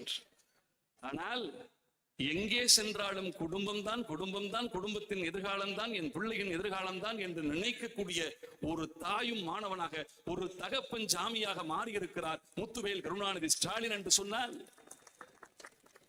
புரியாத சில பைத்தியக்காரன் சொல்றான் ஓட்டுக்காக கொடுக்கிறாங்க. நான் கேட்கிறேன், காலையிலே பள்ளியிலே செவிக்கு உணவில்லாத போது சிறிது வயிற்றுக்கும் ஈயப்படும் என்று வள்ளுவன் சொல்கிறான். செவிக்கு உணவு இல்லாத போது தாண்டா சாப்பிடணுங்கிறான். நான் சொல்றேன், சாப்பிடாம இருந்தா செவியில எதிரா ஏறும். செவியில் எதுவும் ஏறணும்னு சொன்னா காது அடைச்சிருமா இல்லையா? பசி இருப்பவனுக்கு கல்வி எப்படி ஏறும்? வள்ளுவருக்கு புரியல, அவர் பசியில இல்லைன்னு நினைக்கிறேன். அதனால இவர் என்ன செய்தார், என் பிள்ளைகள் பள்ளியில் போய் காலையில் அமர்கிற போது வீட்டிலே என்ன கிடைத்தது என்று உண்ணாமல் வந்துவிடக் கூடாது என்று காலை சிற்றுண்டு கொடுக்கக்கூடிய முத்துவேல் கருணாநிதி ஸ்டாலின் அவர்கள், நான் கேட்கிறேன், படிக்கிற பிள்ளைக்கு ஓட்டா இருக்கு, ஓட்டுக்காக வந்த திட்டம். சரி, அதை விடு. 14 வயதிலே உலகெங்கும் பரவி இருக்கக்கூடிய கர்ப்பப்பை புற்றுநோயை தடுப்பதற்கு 14 வயது என் பிள்ளைகளுக்கெல்லாம் 27,000 ரூபாய் மதிப்புள்ள தடுப்பு ஊசியை தடுக்கிறாரே, அந்த தடுப்பு ஊசியை கொடுக்கிறாரே, அதுக்கு ஓட்டா இருக்கு? யோசிச்சு பாருங்க. என் அன்பு சகோதரர் அமைச்சர் அவர்கள் சொன்னது போல அடுத்த தலைமுறை, தமிழகத்தின் அடுத்த தலைமுறை எப்படி இருக்க வேண்டும் என்று காணக்கூடிய தலைவன் தான் முத்துவேல் கருணாநிதி ஸ்டாலின் அவர்கள். அந்த வாசற்ற மகள் தலைவன் இன்னைக்கு 5,000 ரூபாய் கொண்டு வந்தது மட்டுமல்ல, இந்த 5,000 ரூபாய் வந்தோன்னு ஒரு மனுஷனை நான் பார்த்தேன், சிரிச்சுக்கிட்டே இருந்தாரு. என்னையா சிரிக்கிறேன்னு கேட்டேன். இல்ல, பெரியவருட்டு புள்ள நமக்கு 5,000 கொடுத்துருக்காரு, என் பொம்பளை பேர்ல வந்துருச்சு அப்படின்னு சிரிச்சாரு. சிரித்து விட்டு சொன்னார், நான் வெகு காலமாக இரட்டை இலை சின்னத்துக்கு ஓட்டு போட்டவன், நான் இந்த முறை என் முடிவை மாற்றிக்கொண்டு உதயசூரியனுக்கு ஓட்டு போட போகிறேன் என்று சொன்னார். நான் சொன்னேன், என்னப்பா 5,000க்காக அணிமாறிட்டியான்னு கேட்ட உடனே அவன் சொன்னார், இல்லை ஐயா, எல்லோர் போல என்னை சொல்லாதீர்கள், இல்லப்பா அப்படித்தானப்பா விமர்சிக்கிறாங்கன்னு சொன்ன போது அவர் சொன்னார், நான் ஒரு தகப்பனாக என் பிள்ளையை படிக்க வைக்கிற என் பிள்ளை கல்லூரிக்கு போவதற்கு என்ன செய்வாள்? ஒவ்வொரு நாள் பேருந்துக்கும் சில்லறைக்கு அவள் தடுமாறியதை நான் பார்த்திருக்கிறேன். அவள் காலையிலே பேருந்துக்கு காசு கொடுங்கள் என்று கேட்கிற போது நான் சட்டைப்பைகள் 8 ரூபாயும் தேடுகிற போது குற்ற உணர்ச்சி என்னை கொன்றிருக்கிறது. ஆனால் முத்துவேல் கருணாநிதி ஸ்டாலின் முடிசூடிய பிறகு என் பிள்ளை காலையில் விடிகள் பயணத்திலே பஸ்ஸுக்கு போய் ஏற்றி விட்டுட்டு வர்றேன். சரி, இன்னொரு மகளை கட்டி கொடுத்தேன். படிக்கிற பிள்ளை என் மகள் கல்லூரிக்கு போவதற்கு பணம் கொடுத்து விட்டார். படிக்கிற பிள்ளைக்கு பஸ் ஃப்ரீ, படிக்கிற வந்த மாணவிக்கு புதுமை பெண் திட்டத்தில் மாதம் 1,000 ரூபாய் பணமும் கொடுக்கிறார். படிக்கிற பிள்ளைக்கு பேருந்து பயணத்திற்கு கட்டணம் இல்லை, படிக்கிற பிள்ளைக்கு 1,000 ரூபாய் உதவியும் கொடுக்கிறார். கட்டி கொடுத்த பிள்ளைக்கு மாதம் 1000 உரிமை தொகையும் கொடுக்கிறார் என்று சொன்னால், ஒரு தகப்பனாக என் கடமையை முத்துவேல் கருணாநிதி ஸ்டாலின் ஏற்றுக்கொண்டிருக்கிறார் என்று சொன்னால், என் பொறுப்பு அவர் ஏத்துக்கிட்டாரு, என் ஓட்டு அவருக்கு தானே போடணும். இதுதான் தமிழகத்தினுடைய நிலை. மாநிலங் காவலன் என்பான் மண் உயிர்க்குங்கால், தன்னால் தன் பரிசனத்தால் ஊனமுகு பகைத்தரத்தால் உயிர் தம்மால் கல்வரால் ஆணவயம் 5 திற்பான் அவனொன்னோ மன்னன் என்று 2000 வருஷத்துக்கு முன்னாடி எழுதினார். ஒரு தலைவன் எப்படி இருக்கணும் அப்படின்னு சொன்னா, தான் நல்லவனா இருக்கணும், தன்னை சார்ந்தவர்கள் நல்லவர்களாக இருக்கணும், எதிரிகளால தன் மக்களுக்கு எந்த தொந்தரவு இல்லாம இருக்கணும், உயிர்களால விலங்குகளால தொந்தரவு இருக்கக்கூடாது, கல்வர்களால் தொந்தரவு இருக்கக்கூடாது. இந்த 5 பயத்தையும் போக்கி எவன் ஒருவன் நல்ல அரசாங்கத்தை, ஆட்சியை நடத்துகிறானோ அவன்தான் ஒரு மாநிலத்தின் சிறந்த காவலன் என்று 2000 ஆண்டுகளுக்கு எழுதிய அந்த காப்பியத்திற்கு இலக்கணமாக இருக்கக்கூடிய முதலமைச்சர் இந்தியாவிலேயே முத்துவேல் கருணாநிதி ஸ்டாலின் தான். மறுக்க முடியுமா? சில மனநோயாளி இருக்கான், எதை சொன்னாலும் குறை சொல்லுவான். என் சகோதரிகளுக்கு ஏத்த மாதிரி ஒண்ணு சொல்றேன். ஒரு பொம்பளை புள்ள கட்டி கொடுத்து 1 மாசம் தான், முதல் மாசம் சம்பளம் வாங்கிட்டு புருஷன் வருவான்னு சொல்லி அவருக்கு ரொம்ப பிடிக்கும் சொல்லி ஆம்புலெட்டை போட்டு தட்டுல வச்சுச்சு. வந்தவன் வேமா என்ன பண்ணிருக்க அப்படின்னு கேட்டான். ஆம்புலெட்டுங்க அப்படின்னு. நான் இன்னைக்கு ஆஃப் ஆயில் சாப்பிடலாம்னு இருந்தேன், உன்னை யாரு ஆம்லெட் போட சொன்னதுன்னா எனக்கு வேண்டாம் போ அப்படின்னு தள்ளி விட்டு போயிட்டான். ஆசையோடு ஆம்லெட் போட்டு வைத்த அந்த சகோதரிக்கு ஒரே வருத்தம். அடுத்து நான் ஆபீஸ் விட்டு வரும்போது ஒரு தட்டு நிறைய ஆஃப் ஆயில் போட்டு வச்சிருந்துச்சு. வந்தவன் சொன்னா, இன்னும் ஆஃப் ஆயில் போட்டிருக்க, இன்னைக்கு நான் ஆம்லெட் சாப்பிடலாம்னு இருந்தேன். நான் சரியான லூசு பயில இருப்பேன் போல நினைச்சிட்டு 3வது நாள் என்ன நினைச்சு, ஒரு தட்டு நிறைய ஆம்லெட், ஒரு தட்டு நிறைய ஆஃப் ஆயில், ரெண்டையும் போட்டு வச்சுட்டு இன்னைக்கு நீ என்ன சொல்லுவேன்னு பார்ப்போங்க. நேரம் வந்தேன், என்ன பண்ணி வச்சிருக்க, என்ன பண்ணி வச்சிருக்க, என்னையா பண்ணி வச்சிருக்க, நீ கேட்டு ரெண்டுமே இருக்கியா? ஆம்லெட் போட வேண்டிய முட்டையில ஆஃப் ஆயில் போட்டிருக்க, ஆஃப் ஆயில் போட வேண்டிய முட்டையில ஆம்லெட் போட்டு வச்சிருக்கேன்னா இவனை திருத்த முடியுமா? இது போல திருத்த முடியாத சில மனநோயாளிகள் குற்றம் சொல்லிக் கொண்டே இருப்பார்கள். பழி சொல்ல தெரியாதவர்கள், பழி சொல்ல தெரியாதவர்கள் பழிமட்டை சொல்லிக் கொண்டிருப்பார்கள். ஒருத்தன் நம்பிக்கை இல்லாதவன் டாக்டர் போனா, டாக்டர் போய் உட்கார்ந்த உடனே என்னப்பான்னு கேட்டாரு. டாக்டர் நான் செத்து போயிட்டேன் டாக்டர்னா. டேய் நீ செத்து போயிட்டியா, என்னப்பா சொல்ற, எதிர உட்காந்துருக்கிய? இல்ல டாக்டர் நான் செத்து போயிட்டேன் டாக்டர். டேய் நீ என்கிட்ட பேசுறப்பா. இல்ல டாக்டர் நான் உன்கிட்ட பேசுறது நான் என் ஆவிசா. ஏன் ஆவிசான் டாக்டர் உங்ககிட்ட பேசுது? ஆவியா? என்னடா அது பெரியதா இருக்கேன்னு சொல்லிட்டு, இல்ல தம்பி உயிரோட தான் நீ இருக்கப்பா. இல்ல டாக்டர் நான் செத்து போயிட்டேன். சரி இவன் மாதிரியே டீல் பண்ணணும். டாக்டர் என்ன பண்ணாரு, தம்பி இறந்தவர்களுக்கும் உயிரோடு இருப்பவர்களுக்கும் வித்தியாசம் உண்டு. செத்து போனவன் கையில குத்துனோம்னா ரத்தம் வராது, உயிரோடு இருப்பவன் கையில ஊசியில குத்துனா ரத்தம் வரும்ல. ஆமா டாக்டர் வரும், கொண்டா கைய அப்படின்னு சொல்லி குத்துனாரு, ரத்தம் வந்துச்சு. பத்தியா நீ உயிரோடு இருக்கீல்ல பண்ணாரு. இல்ல டாக்டர் நீங்க பயங்கரமான ஆளு சார், செத்து போன பணத்திலேயே ரத்தம் வைக்கிறீங்க டாக்டர், நீங்க பெரிய டாக்டர் தாஸ். அந்த மனநோயாளி போலத்தான் இன்றைக்கு இருக்கக்கூடிய எடப்பாடியும் அவரது கம்பெனியும். இங்க பேசும்போது ஒருத்தர் அண்ணன் என் அன்பு சகோதரர் அன்பில் சொன்னாரு, நல்லது மணிக்கு மட்டுமே சிந்தையால் சிறந்தவர் அண்ணன் எடப்பாடி. நீங்கள் மத்தியில் ஆளக்கூடிய மோடியோடு தொடர்பு இருக்கீங்க, வரவேண்டிய நிதியை எல்லாம் வாங்கி கொடுக்க கூடாதான்னு கேட்டாரு. அவரே அதிமுகவுடைய பத்திரத்தை, மூலப்பத்திரத்தை கொண்டு போய் அமித்ஷா லால் சேட்டு கடையில வச்சு போட்டு திருப்ப முடியாம இருக்காரு.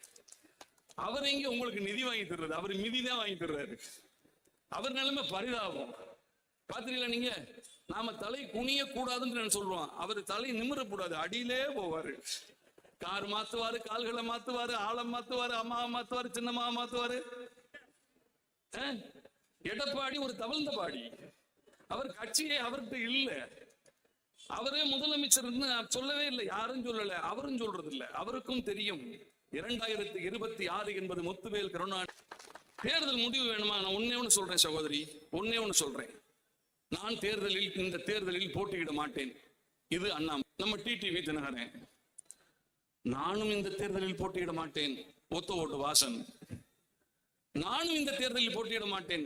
பாரிவேந்தர், நான் இந்த தேர்தலிலே திராவிட முன்னேற்ற கழகத்தின் கூட்டணியிலே நான் போட்டியிடுவேன் பிரேமலதா விஜயகாந்த். இவ்வளவுதான் ரிசல்ட், முடிஞ்சு போச்சு. அவ்வளவுதான், ஜோலி முடிஞ்சு. இவ்வளவுதான் ரிசல்ட். ஆக எதிரே இருக்கக்கூடிய என்டிஏ கூட்டணி என்பது ஒரு நொண்டி கூட்டணி, இயலாதவர்களின் கூட்டணி.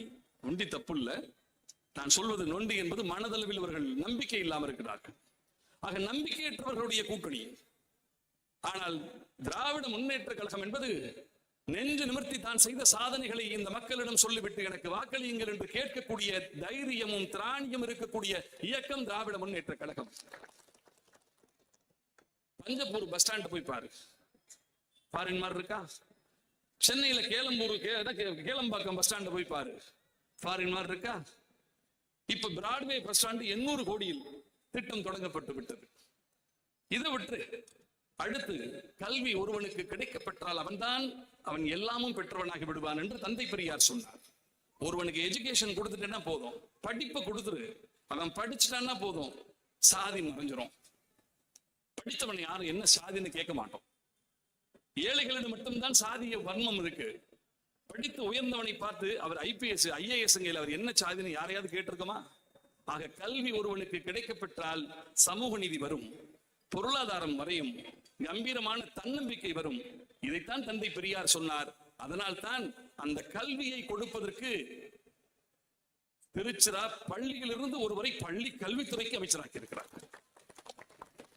பள்ளி என்று சொன்னால் தொழுகிற இடம், திருத்துகிற இடம், வணங்குகிற இடம், கற்பிக்கிற இடம், திருத்துகிற இடம். சிறைப்பிண்டமாக பெற்று தருகிற தாய் தைரிய தன்னம்பிக்கையோடு அனுப்பி வைப்பார். என் பிள்ளைய ஆனால் இவனுக்கு எதிர்காலம் இருக்கு, இவனுக்கு ஒரு வருங்காலம் இருக்கிறது, இவன் எதிர்காலத்தில் சாதிக்கக்கூடியவன் என்கின்ற இடத்திற்கு கொண்டு வந்து நிறுத்தக்கூடிய பொறுப்பு உலகாலும் ஆசிரியர்களை உங்களிடம் உண்டு என்று பள்ளிக்கூடத்திற்கு அனுப்பி வைக்கிறார்கள் என்று சொன்னால், அந்த 43 லட்சம் பள்ளி பிள்ளைகளை வழிநடத்தக்கூடிய வாய்ப்பு இந்த திருச்சிரா பள்ளியில் பிறந்த என் அன்பு சகோதரருக்கு கிடைத்திருக்கிறது. 3ஆம் தலைமுறையின் அரசியல் தலைவர், 3ஆம் தலைமுறையின் அரசியல் தலைவர். பிறப்பே அன்பில், வளர்ப்பே பண்பில்,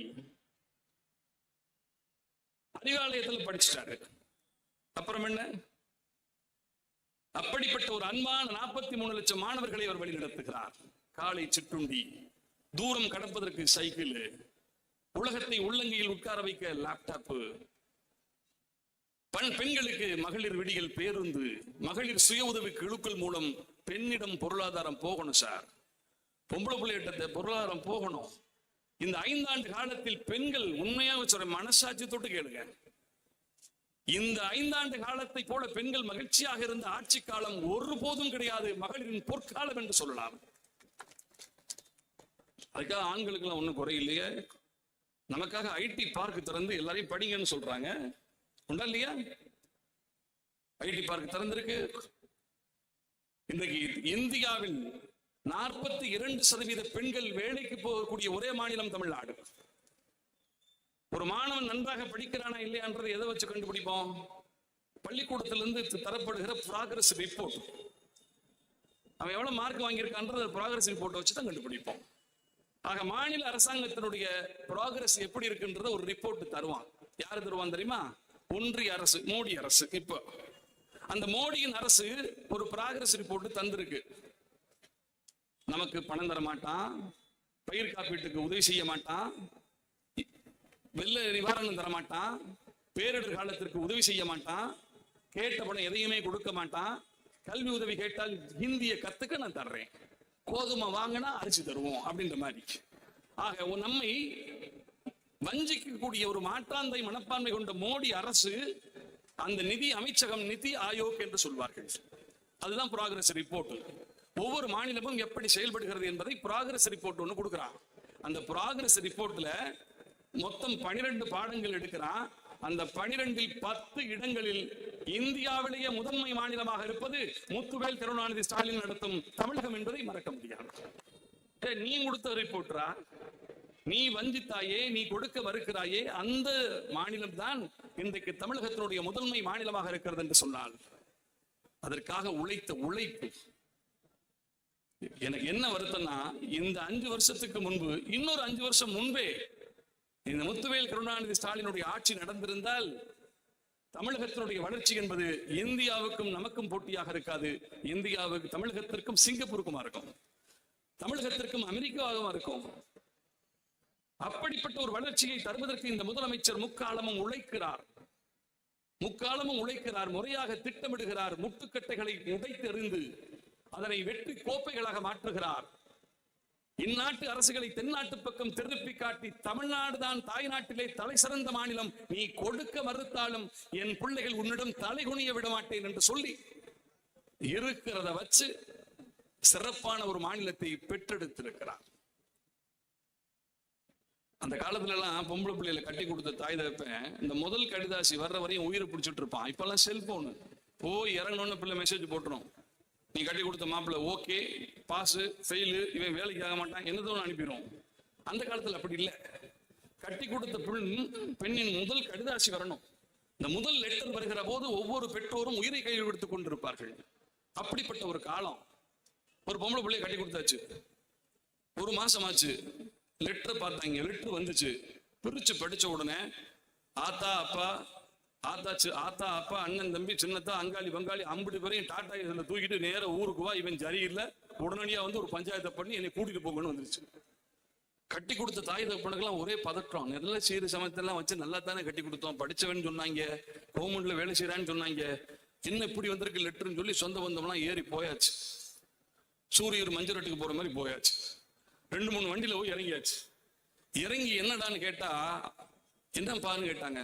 உன் மருமையன் உள்ள உட்காந்துருக்கேன், அவன்கிட்ட போய் கேளுங்கன்னு அந்த புள்ள கண்ணீர் அழுதுகிட்டே போய் உட்காந்துருச்சு. மாமியார் உள்ள போனாங்க. மருமையனை பார்த்தோன்னா மாமியாருக்கு ஒரு வெக்கம் வரும், பார்த்திருக்கீங்களா? கவியரசு கண்ணதாசன் சொல்லுவான், சீனத்துகளின் கூந்தல், தாய்லாந்து பெண்களின் அழகு, தமிழச்சிகளின் வெட்கத்திற்கு நான் அடிமைன்னுவான். உலகத்திலேயே நம்ம பொம்பளை ஆளுக மாதிரி வெக்கப்படுறது யாருமே கிடையாது.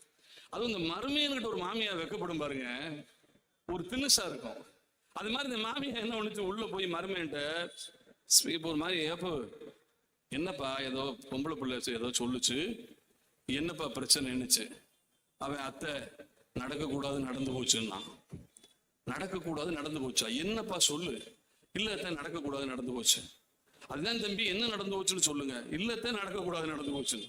ஏன்னா லூசு போயில இருப்பேன், ஒரே டைலாக திருப்பி திருப்பி சொல்றேன்ட்டு வெளியே போய் புருஷனை கூப்பிட்டு, ஏங்க உங்க மாப்பிள்ளை என்னமோ புலம்புறேன், நீங்க போய் கேளுங்கன்னுச்சு. அவரு போய் பக்குவமா, என்ன மாப்பிள்ளை பிரச்சனை, என்ன பிரச்சனைன்னு கேட்டாரு. மாமா நடக்கக்கூடாது நடந்து போச்சுன்னா. அட என்ன நடந்துச்சு போச்சுன்னு சொல்லுங்க. இல்ல மாமா நடக்கக்கூடாது நடந்து போச்சுன்னா. அவருக்கு ஒன்றும் புரியல. வெளியே வந்து ஏத்தா பொண்டாட்டி சொன்னாரு, இல்ல ஓன்ட்ட சொன்னதான் ஏன்ட்டு சொல்றான். நடக்கக்கூடாது நடந்து போச்சு, நடக்கக்கூடாது நடந்து போச்சுன்னு ஒரே டைலாக் அடிக்கிறான். என்னன்னு தெரியல. என்னன்னு சரி கொழுந்தியா விட்டு கேட்போம். கொழுந்தியா விட்டு கொஞ்சம் குணமா கேட்டு வாங்கி போடுவோம் என்ன விவகாரம்னு சொன்னோன்னே கொழுந்தியா உள்ள போச்சு. அது உள்ள போய் சொல்லுச்சு, அதான் என்ன நடந்துச்சு சொல்லுங்க அப்படின்னுச்சு. இல்லம்மா நடக்கக்கூடாது நடந்து போச்சு. அதுதான் என்ன நடந்து போச்சு, நடக்கக்கூடாது நடந்து போச்சுன்னு மறுபடியும் சொன்னான். உடனே அவங்க அக்காவை கூப்பிட்டு, என்னக்கா அப்படி சொல்றாருன்னு, அடி ஏண்டி கேட்கிற, நான் வேலிக்கில மாட்டிருந்தா வெடுக்குன்னு வெட்டி எரிஞ்சிட்டு வந்துருவேன், தாலிக்கில மாட்டிக்கிட்டேன் அவன்கிட்ட. நீ காலையில இருந்து கிறுக்கு போய் இதே சொல்லிக்கிட்டு இருக்கேன் அப்படின்னு ஒண்ணு எல்லாரும் சேர்ந்து மாப்பிள்ளையை தூக்கி ஒரு வண்டியில வச்சு டாக்டர்கிட்ட கொண்டு போயிட்டாங்க. டாக்டர்கிட்ட போனோம். டாக்டர் உட்காந்துங்கன்னு சொல்லிட்டு, என்ன தம்பி நடந்தது, என்ன தம்பின்னு கேட்டாரு. டாக்டர் நடக்கக்கூடாது நடந்து போச்சுன்னா. டாக்டர் என்கிட்ட வான்னு சொல்லிட்டு எல்லாரையும் வெளியே இருக்க சொல்லிவிட்டு, இவன் அலுவலகம் போய் வந்தான் அல்லவா, இவன் போட்டிருந்த பேண்ட் சட்டை பேக் எல்லாத்தையும் செக் பண்ணாரு. எல்லாத்தையும் செக் பண்ணிட்டு எல்லோரையும் வெளில வாங்க உள்ள வாங்கன்னு கூப்பிட்டாரு. கூப்பிட்டு சொன்னாரு, கண்டுபிடிச்சாச்சு, ஒரு பிரச்சனையும் இல்லை, என்ன பிரச்சனைன்னு கண்டுபிடிச்சாச்சுன்னாரு. என்னங்க சொல்லுங்கன்னு. இல்லை உங்க மாப்பிள்ளை மாசம் சம்பளம் ஒய்ஃபுக்கு போகுது வாங்கிட்டு வரணும்னு ஆசையா தான் இருந்திருக்காரு. அப்படி போற வழியில குதிரை ரேஸ் நடக்குது, கிண்டி ரேஸுக்கு போயிருக்காரு. போய் சம்பளம் வாங்கின மொத்த பணத்தையும் ஒரு குதிரை மேல கட்டியிருக்காரு. அந்த குதிரை ஓடாம நடந்தே போயிருக்கு, மொத்த பணமும் போச்சு. நடக்கக்கூடாது நடந்து போச்சு. இதுதான் எடப்பாடி ஆட்சி. நடக்கக்கூடாது நடந்து போச்சு. 5 வருஷம் என்னையா பண்ணேன், கொரோனாவுல காசு கொடுத்தேன், அப்புறம் அமித்ஷா சொன்னதையெல்லாம் கேட்டேன், அப்புறம் உதயமின் திட்டத்துல கையெழுத்து போட்டு கரண்ட் காசை ஏத்துனாங்க, ஏத்தி விட்டேன், அப்புறம் வேற என்ன பண்ணேன், வேற என்னத்தை பண்ண, அவன் சொன்னதையெல்லாம் செஞ்சேன். நடக்கக்கூடாது நடந்து போச்சு. இதுதான். ஆனால் 5 ஆண்டு காலம் என்பது பொற்காலமாக நடந்திருக்கிறது. மக்களுக்கு இனிப்பை தரும் காலமாக நடந்திருக்கிறது. இன்னொன்னு பாருங்க, முறை செய்து காக்கும் மன்னவனுக்கு இயற்கையும் இசைவாக இருக்கும். நல்ல ராஜாவுக்கு கடவுள் உறுதுணையா இருப்பாரு. கடவுளை நம் தலைவர் நம்புகிறாரோ இல்லையோ, கடவுள் நம் தலைவரை நம்புகிறது. பெரிய வெள்ளம், பெரிய மக்களுக்கு அழிவு, அந்த மாதிரி எதுவுமே கிடையாது. பாத்தீங்களா, மழை கூட அகிம்சையாக பெய்கிறது, உயிர் பலி இல்லை. ஆக இயற்கை கூட இசைகிறது. மத்தியில் ஆளக்கூடியவர்கள் நம்மை வெறுத்தாலும், நம்மை மாற்றாந்தாயின் மனப்பான்மையோடு நடத்தினாலும், நல்லாட்சி நடத்தும் முறை செய்து காக்கும் இந்த மன்னவருக்கு இயற்கையும் இசைவாக இருக்கிறது. 5 ஆண்டு காலம் அமைதியாக கிடந்திருக்கிறோம், வளர்ச்சியை பெற்றிருக்கிறோம். இந்தியாவினுடைய வளர்ச்சி 6.9%. முத்துவேல் கருணாநிதி ஸ்டாலின் அவர்கள் வழிநடத்தும் தாய் தமிழ்நாட்டினுடைய வளர்ச்சி 11.19%. ஆக வளர்ந்திருக்கிறோம். தொழில் வளர்ச்சி நடந்திருக்கிறது, கல்வி பெருகி இருக்கிறது, சுகாதாரம் காக்கப்பட்டிருக்கிறது. தமிழகத்திலே சாதி மத கலவரங்கள் எங்கும் கிடையாது. இவங்களும் எவ்வளவோ முயற்சி பண்ணி பார்க்கிறான். இன்னைக்கு புனித ரமலான் நோன்புனுடைய தொடக்க நாள். இன்னைக்கு தான் இஸ்லாமியர்கள் தான் நோன்பு வைக்கிறாங்க. நோன்பு வைக்கிற இன்னைக்கு மராட்டிய மாநிலத்தில் இஸ்லாமியர்களுக்கு கொடுத்த இடஒதுக்கீட்டை அங்க இருக்கக்கூடிய பாஜக அரசு ரத்து செய்திருக்கிறது. எவ்வளவு கொடுமைக்காரம் பார்த்தீங்களா? அதுபோல தமிழகத்திலே தமிழ்நாடு கையில் சிக்கினால் என்ன ஆகும்? பைத்தியக்காரன் கிழிச்சது கோவணத்துக்கு ஆகாது, பழனிசாமி கிழிச்சதும் கோவணத்துக்கு ஆகாது. பைத்தியக்காரன் ஒரு துணியை கிழிச்சானா அது கோவணத்துக்கு ஆகாது. அதுபோல 5 ஆண்டு காலத்திலே பழனிசாமி கிழிச்சது பத்தாது, பாஜக தமிழ்நாட்டில் ஆள வேண்டுமா? நான் இப்பொழுது சொல்கிறேன், இன்னும் 1000 நூற்றாண்டுகள் ஆனாலும் தமிழகத்திலே தாமரை மலராது, தாமரை மலராது. இதுதான் உண்மை. காரணம் என்ன என்று கேட்டால், தமிழகத்து மக்கள் சாதி மதம் இனம் கடந்து சமத்துவமாக வாழக்கூடிய தாயா பிள்ளையா. அத்தா விட்டு பிரியாணிக்கு ஆசைப்படுவோம், நம்ம விட்டு அப்பத்தை கொடுத்து அனுப்புவோம். தேவாலயங்கள் நடக்கிறதுக்கு போய் மசூதிக்கு போய் சக்கரை வாங்கி ஊத்தி சக்கரை வாங்கி போட்டு பாத்தியா ஓதுவோம். தேவாலயம் சென்று மெழுகுவத்தி வாங்கி வைத்து உருகி வேண்டுவோம். ஆக சாதி மதங்களை கடந்து தெய்வங்களை எல்லாம் நம்புவோம். மதம் மனிதனை நெறிப்படுத்த தவிர வெறிப்படுத்துவது அல்ல என்பதில் உறுதியாக இருக்கக்கூடிய தமிழ்நாடு என்றைக்கும் மதவாத அரசுகளை ஏற்காது. அவன் மனிதனை கூறு போட பார்க்கிறான். வளர்ச்சி அரசுகளை கையில் தவிர்த்து விட்டு உணர்ச்சி அரசுகளை கையில் எடுக்க பார்க்கிறான். நாம் அதற்கு எப்பொழுதும் இடம் கொடுக்க மாட்டோம் என்பதில் உறுதியாக இருக்கிறோம். என் அன்பு சகோதரிகளே, இந்த தேர்தல் வரக்கூடிய 2026 என்பது கண்ணு கட்டிய தூரத்திலே உங்கள் விரலுக்கு வேலை காத்திருக்கிறது. ஓட்டுப்பதிவு எந்திரம் உதயசூரியன் சின்னத்தை அப்படி பிரைட்டா பிடிச்சுக்கிட்டு நிற்க போகுது. இங்கே கிழக்கு திருச்சியில் கிழக்கில் மட்டுமல்ல, கன்னியாகுமரி வரை அத்தனை ஓட்டுப்பதிவு எந்திரங்களும் உதயசூரியன் உதயசூரியன் என்று ஒழிக்க வேண்டும். நமக்கு உழைத்திருக்கக்கூடிய அந்த நல்ல மனிதருக்கு, மாசற்ற முதல்வருக்கு நாம் நன்றி செலுத்த வேண்டும். மக்களுக்கு தொண்டாற்றக்கூடிய தலைவர்களுக்கு நன்றி செலுத்துவதற்கு கிடைக்கிற வாய்ப்பு தான் ஓட்டு. இந்த முதல்வருக்கு ஓட்டு போடவில்லை என்று சொன்னால் யோசிச்சு பாருங்க, இதை விட ஒரு முதலமைச்சர் எங்கே பார்க்க முடியும்? இந்த 2026 பொறுத்தவரை எடப்பாடியின் அரசியல் முடிவுக்கு வரும். எகத்தாள அரசியலுக்கு தெளிவு வரும். எடப்பாடியின் அரசியலுக்கு முடிவு வரும். எகத்தாள அரசியலுக்கு தெளிவு வரும். பாஜக அரசியலுக்கு தலை குனிவு வரும். 10 கோடி தமிழர்களும் நம்பக்கூடிய அந்த மார்ச் 1 பிறந்த மாசற்ற தலைவனுக்கு 2026 2ஆம் முறையாக முடிசூடும் அந்த முகூர்த்தம் வரும் என்று சொல்லி நம்பிக்கையோடு இருங்க. என் சகோதரிகள் எல்லாம் யார வேணாலும் விட்டுருவேன். தயவு கொண்டு இந்த தேர்தலில் இந்த வினாடிகள் தொடங்கி, நான் கடந்த கூட்டத்திலே சொன்னேன், ஒருவன் சொர்க்கத்தின் வாசலில் 1000 ஆண்டுகள் தவம் இருந்தானோ, எப்படா சொர்க்க வாசல் திறக்க முடியாது. ஒரே ஒரு நிமிடம் கண்ணை மூடி திறந்திருக்கான். அந்த இடைவெளியில் சொர்க்கவாசல் கதவுகள் திறந்து மூடிக்கிட்டான். ஆக சில நேரங்களில் சில வருடங்களை விட சில வினாடிகள் முக்கியம். இருகரை வேட்டி கட்டி உதயசூரியனை உலகமாக கொண்டு முத்தமிழறிஞர் கலைஞரின் பாதத்தையே வணங்கி வாழக்கூடிய எனதருமை திராவிட முன்னேற்ற கழகத்தினுடைய கழக உடன்பிறப்புகளே, உங்களுக்கு சொல்கிறேன், இந்த வினாடியிலிருந்து ஓட்டுப்பதிவு எந்திரத்தை பத்திரப்படுத்தி எண்ணிக்கைக்கு கொண்டு சென்று அந்த ஓட்டுக்களை எண்ணி உதயசூரியன் திமுக முன்னணி என்று அந்த வெற்றி திருநாளுக்கு கோப்பையை கையில் ஏந்துகிற நிமிடம் வரை நமக்கு உறக்கம் இருக்கக்கூடாது. உழைப்பு என்பதிலே நீங்கள் உக்கரமாக இருக்க வேண்டும். என் அன்பு சகோதரர்களே, அனைத்து இந்திய அண்ணா திராவிட முன்னேற்ற கழகம் பழைய அதிமுக இல்ல. அது எடப்பாடி நான் சொன்னது போல அமித்ஷா லால் சேட்டு கடையில் அடகுக்கு இருக்கிறது. அதை மீட்கிறது ரொம்ப சிரமம். பாஜக காரன் கடைக்கு போனது எதுவுமே மீண்டதில்லை. உத்தரப்பிரதேசல மாயாவதி கட்சி மீண்டதில்லை. உத்தவ் தாக்கரேனுடைய கட்சி மீண்டதில்லை. பீகார்ல நிதிஷ்குமார் கட்சி மீண்டதில்லை. காலிஸ்தான் பஞ்சாப்ல அவர்களுடைய கட்சி மீண்டதில்லை.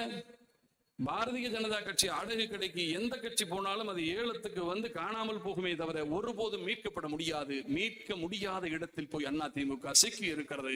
இனிமே தமிழகத்தின் அரசியல் வரலாற்றில் ஒரே திராவிட இயக்கம், திராவிட முன்னேற்ற கழகம் மட்டும்தான். திமுக தவிர ஒண்ணு கிடையாது. திராவிட முன்னேற்ற கழகம் தான் சுயமரியாதைக்கான இயக்கம்.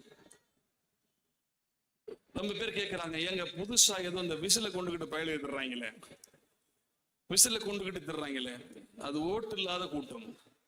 அது ஓட்டு இல்லாத கூட்டம். பயப்படவே தேவையில்லை. அந்த கட்சிக்கு ஓட்டு இல்லை. அது ஒரு பால்வாடி கட்சி. இது பவள விழா கண்ட இயக்கம். நம்மளுடைய அனுபவம் வேறு. நம் மீது மக்கள் வைத்திருக்கும் நம்பிக்கை என்பது வேறு. அது இந்த சினிமாவில் ஒரு பாட்டுக்கு ஒரு ஆட்டம் போட்டு போவாங்க தெரியுமா? அழகான கதையின் நடுவில் காரணமே இல்லாம ஒரு டான்ஸ் நடக்கும். அதுபோல மொத்த சினிமாவின் இடையிலே வந்து போகிற ஒரு குத்தாட்ட கூட்டம் தான் அந்த விசில் கும்பல் என்பதை நீங்கள் மறந்து வைத்துக் கூடாது. அடுத்து கூட்டணியை பற்றி பேசுறாங்க. அது நடக்குமா, இது நடக்குமா, காங்கிரஸ் இருக்குமா, இருக்காதா? இந்த நாடே காங்கிரஸை கைவிட்ட போது கைவிடாத இயக்கம் திராவிட முன்னேற்ற கழகம். இந்த நாடே கைவிட்ட போது, இந்தியாவே கைவிட்ட போது காங்கிரஸை கைவிடாத இயக்கம் திராவிட முன்னேற்ற கழகம். மதத்தை அடையாளப்படுத்தி சோனியா காந்தியை அத்தனை கட்சிகளும் விமர்சிக்கிற போது இந்த எங்கள் கூட்டணியின் தலைவர் வருங்கால பிரதமர் சோனியா காந்தி என்று பிரகடனம் செய்தவர் முத்துவேல் கருணாநிதி ஸ்டாலின் அவர்கள். இன்னும் விடுங்க, இந்தியாவிலேயே நேருவையும் காந்தியையும் அமைச்சராக்கி வைத்திருப்பது திராவிட முன்னேற்ற கழகம் தான். வேலூர்ல காந்தி, அண்ணன் திருச்சியிலே நேரு. காந்தி நேரு ஒரு அமைச்சரவையில் அமைச்சராக இருக்கிறார் என்று சொன்னால் அது திராவிட முன்னேற்ற கழகத்தில் தான். தோழமைக்கு உயிர் கொடுக்கக்கூடிய கட்சி திராவிட முன்னேற்ற கழகம். இன்னைக்கு ஒருத்தன் சொல்லியிருக்கான், பிஜேபி விஜயகாந்த் விரும்பாத இடத்துல போய் பிரேமலதா போயிட்டாக டேய் மோடியா லேடியான்னு கேட்ட இடத்துல உன் கட்சி பத்திரம் இருக்கு, அதை போய் பாடுறா. மோடியா லேடியான்னு சவால் விட்டாங்கல்ல, அந்த சவால் விட்ட அம்மாவனுடைய கட்சி இன்றைக்கு எங்கே இருக்கிறது? பாஜகவை அப்படி இப்படி டேய், அந்த பாஜகவுக்கும் வாஜ்பாய் நல்லவர் என்கின்ற ஒரு காரணத்தால் ஐயா நாங்க சொல்ற கட்டுப்பாடுகளை ஏற்றுக்கொண்டு அயோத்தியில கோயில் கட்டுறேன்னு அடம்பிடிக்கப்படாது, காஷ்மீருக்கு உரிமையை பறிக்கப்படாது, 370 சிறப்பு சட்டம் கொண்டு வரப்படாது, மக்களை மதம் கொண்டு பிரிக்கப்படாது, இதெல்லாம் ஓகேயா, ஒத்துக்கிறியா, கையெழுத்து போடு, நீனே 5 வருஷம் ஆட்சி செய்யும் சொல்லி நல்லவர் என்கின்ற காரணத்தால் குறைந்தபட்ச செயல் திட்டத்தின் அடிப்படையில் பாரதிய ஜனதா கட்சிக்கும் முதல் 5 ஆண்டு கால ஆட்சிக்கு உயிர் கொடுத்த உத்தம தலைவன் முத்துவேல் கருணாநிதி ஸ்டாலினுடைய தகப்பனாராகிய முத்தமிழ் அறிஞர் கலைஞர். அன்றைக்கு அவருக்குடைய பிள்ளைதான் இன்னைக்கு காங்கிரசின் வெளியிலே இருக்கக்கூடிய சோனியா காந்திக்கும் ராகுலுக்கும் கை கொடுத்தவர் முத்துவேல் கருணாநிதி ஸ்டாலின். அதனால தோழமையில் இயக்கத்தில் குறையில்லை, எல்லாம் சரியா இருக்கு. கூட்டணியில எந்த குழப்பமும் இல்லை. ஒரு 10 கிலோமீட்டர் நீளம் உள்ள பாலத்தை கட்டினா, ஒரு கதையை சொல்லி முடிச்சிடலாமா? டைம் ஆயிருச்சா? வேகமா முடிக்கணும்னா மணி அடிங்க, பேசிக்கிட்டே இருந்தா மணியால் அடிங்க. உங்களுக்கு உரிமை உண்டு, அழைத்து நீங்க என்னை பத்திரமா அனுப்பி வைக்கணும், சரியா? என் அன்பு சகோதரிகளே, 10 கிலோமீட்டர் நீளமுள்ள பாலம் ஒன்றை கட்டினார்கள். 10 கிலோமீட்டர் நீளமுள்ள ஒரு பாலத்தை கட்டுறாங்க. இப்ப இல்ல, ஒரு 50 வருஷம் முன்னாடி அந்த பாலத்தை கட்டி வெள்ளோட்டம் பார்ப்பதற்கு ஏற்பாடு நடந்தது. அந்த பாலத்தை கட்டியவன் அமெரிக்காவிலே படித்த ஒரு பெரிய பொறியாளர், நல்லா படித்த ஒரு என்ஜினியர். இப்பெல்லாம் இன்ஜினியர் வீட்டுக்கு வீடு இருக்காங்க. கலைஞர் முதல்நிலை பட்டதாரிக்கெல்லாம் ஃபீஸ் கிடையாது அப்படின்னு சலுகைகளை கொடுத்து ஊருக்கு ஒரு இன்ஜினியர் இருந்தான். இப்ப வீட்டுக்கு 4 இன்ஜினியர் இருக்கான். அந்த காலத்தில் ஒரு மாவட்டத்திற்கே ஒரு இன்ஜினியர் இருந்தான். அப்படிப்பட்ட காலத்தில் கட்டப்பட்ட ஒரு பாலத்தை வெள்ளோட்டம் பார்த்து தொடங்குவதற்கான ஏற்பாடுகள் நடந்தன. அந்த பாலத்தை கட்டி முடித்த என்ஜினியர் அமெரிக்காவில் படிச்சவர். அவர் சொன்னாரு, வெள்ளோட்டம் பார்ப்பதற்கு 30 டன் எடையேற்றப்பட்ட லாரி ரெடியான்னு கேட்டாரு. இந்த பாலத்தினுடைய தாங்கும் சக்தி 30 டன். அந்த 30 டன்னுக்கு மேல ஒரு குண்டூசி அளவுக்கு பாரம் ஏற்றினாலும் பாலம் இடிந்துவிடும் என்று எச்சரித்தார். எடை பார்க்கும் எந்திரத்துல கொண்டு போய் லாரியை நிறுத்தி ஏற்றப்பட்ட எடையும் லாரியின் எடையும் சேர்த்து 30 டன் சரியா இருக்கான்னு கேட்டாரு. சரியாக இருக்கிறது. 1 மணி எடை கூட கூடக்கூடாது, கூடினால் பாலம் இடிந்துவிடும், அதற்கு நான் பொறுப்பல்ல என்று சொன்னார். இல்லையா, சரியா எடை பார்த்துட்டோம். பாலத்தினுடைய ஒரு முனையிலிருந்து அந்த லாரியை வர சொல்லி கொடியசைக்கிறார்கள். பாலத்தின் மறுமுனையிலே அந்த கட்டுமானத்தில் ஈடுபட்ட கொத்தனார், சித்தாளு, என்ஜினியர் அத்தனை பேரும் நிற்கிறாங்க. பொதுமக்களும் நிற்கிறாங்க, ஆர்வத்தோடு பார்த்து கொண்டிருக்காங்க. 10 கிலோமீட்டர்ல பெறப்பட்ட லாரி, 30 டன் எடையேற்றப்பட்ட அந்த லாரி கொஞ்சம் கொஞ்சமா உள்ள வருது. 8 கிலோமீட்டர் கிடக்குது, 2 கிலோமீட்டர் கிடக்குது, 4 கிலோமீட்டர் கிடக்குது, 6 கிலோமீட்டர் கிடக்குது. 8வது கிலோமீட்டரை கடந்து 9வது கிலோமீட்டர்ல லாரி வந்துகிட்டு இருக்கு. அப்படி வந்து கொண்டிருக்கிற போது எங்கிருந்தோ பறந்து வந்த 10 புறாக்கள் அந்த லாரியின் மீது உட்கார்ந்த உடனே இங்க இருக்கக்கூடிய கூட்டம் எல்லாம் ஐயோ பாலம் உடைந்தது என்று பதறுகிறார்கள். ஆனால் எதுவும் ஆகல, லாரி பத்திரமா வந்துருச்சு. வந்தவுடன் எல்லோரும் கைத்தட்டுகிறார்கள், விசிலடிக்கிறார்கள், நல்ல வேளை ஆபத்து எதுவும் நடக்கலைன்னு சொல்லி. ஆனால் அறிவார்ந்த மாணவர்கள் ஒரு 2-3 இளைஞர்கள் என்ன செஞ்சாங்க, அப்படியே மெதுவா போய் நாற்காலியில் அமர்ந்திருந்த அந்த பொறியாளர், அந்த என்ஜினியர்கிட்ட போய் கேட்டாங்க, உங்க கணக்கு பொய் தானே, நீங்க சொன்ன கணக்கு பொய்த்து போச்சே என்று கேட்டாங்க. உடனே அந்த பொறியாளர் சொன்னார், அந்த என்ஜினியர் சொன்னார், இல்லை இல்லை, என் கணக்கு சரிதான் என்று சொன்னார். எப்படி சொல்றீங்க? நீங்க தான் சொன்னீங்க குண்டுமணி அளவுக்கு எடை கூடினாலும் பாலம் இடிந்து விடும் என்று சொன்னீர்கள். 30 டன்னுக்கு மேலே ஒரு குண்டுமணி அடை கூட ஏறக்கூடாதுன்னு சொன்னீங்க. ஆனால் 10 புறாக்கள் உட்கார்ந்து இருக்கிறது. ஒரு புறாவின் எடை 200 கிராம்னா கூட 2 கிலோ கூடி இருக்கு. ஏன் பாலம் இடியவில்லை என்று கேட்டான். அப்பொழுது அந்த என்ஜினியர் சொன்னார், இல்லை, 30 டன் எடையேற்றப்பட்ட லாரி 8 கிலோமீட்டரை கடக்கிற போது ஏறத்தாழ 10 லிட்டர் டீசல் குறைந்திருக்கும். அந்த 10 லிட்டர் டீசலுடைய விலை 6 கிலோ. பறவைகளுடைய எடை 2 கிலோ தான். இன்னும் 10 புறாக்கள் உட்கார்ந்திருந்தாலும் பாலத்திற்கு அபாயம் வந்திருக்காது. அந்த பொறியாளர் தான் இன்றைக்கு தமிழகத்திலே திராவிட மாடல் ஆட்சியை நடத்தி கொண்டு வலுவான கூட்டணியை அமைத்துக் கொண்டு கல்லும் சிமெண்ட்டும் பற்றி கவைத்து கட்டினால் கூட அதற்கு அறிவாலயம் என்று பெயர் வைத்திருக்கக்கூடிய அறிவாலயத்தில் அமர்ந்து கொண்டு தமிழகத்தின் அரசுகளை கணக்கு போட்டுக் கொண்டிருக்கும் முத்துவேல் கருணாநிதி ஸ்டாலின் தான் அந்த பொறியாளர். அதனால கூட்டணியை பத்தி கவலை வேண்டாம். எந்த புறா பறக்கும், எந்த டீசல் கலியும், அது போல நமக்கு கவலை இல்லை. 234 தொகுதிகளிலும் நமக்குத்தான் ஓட்டு.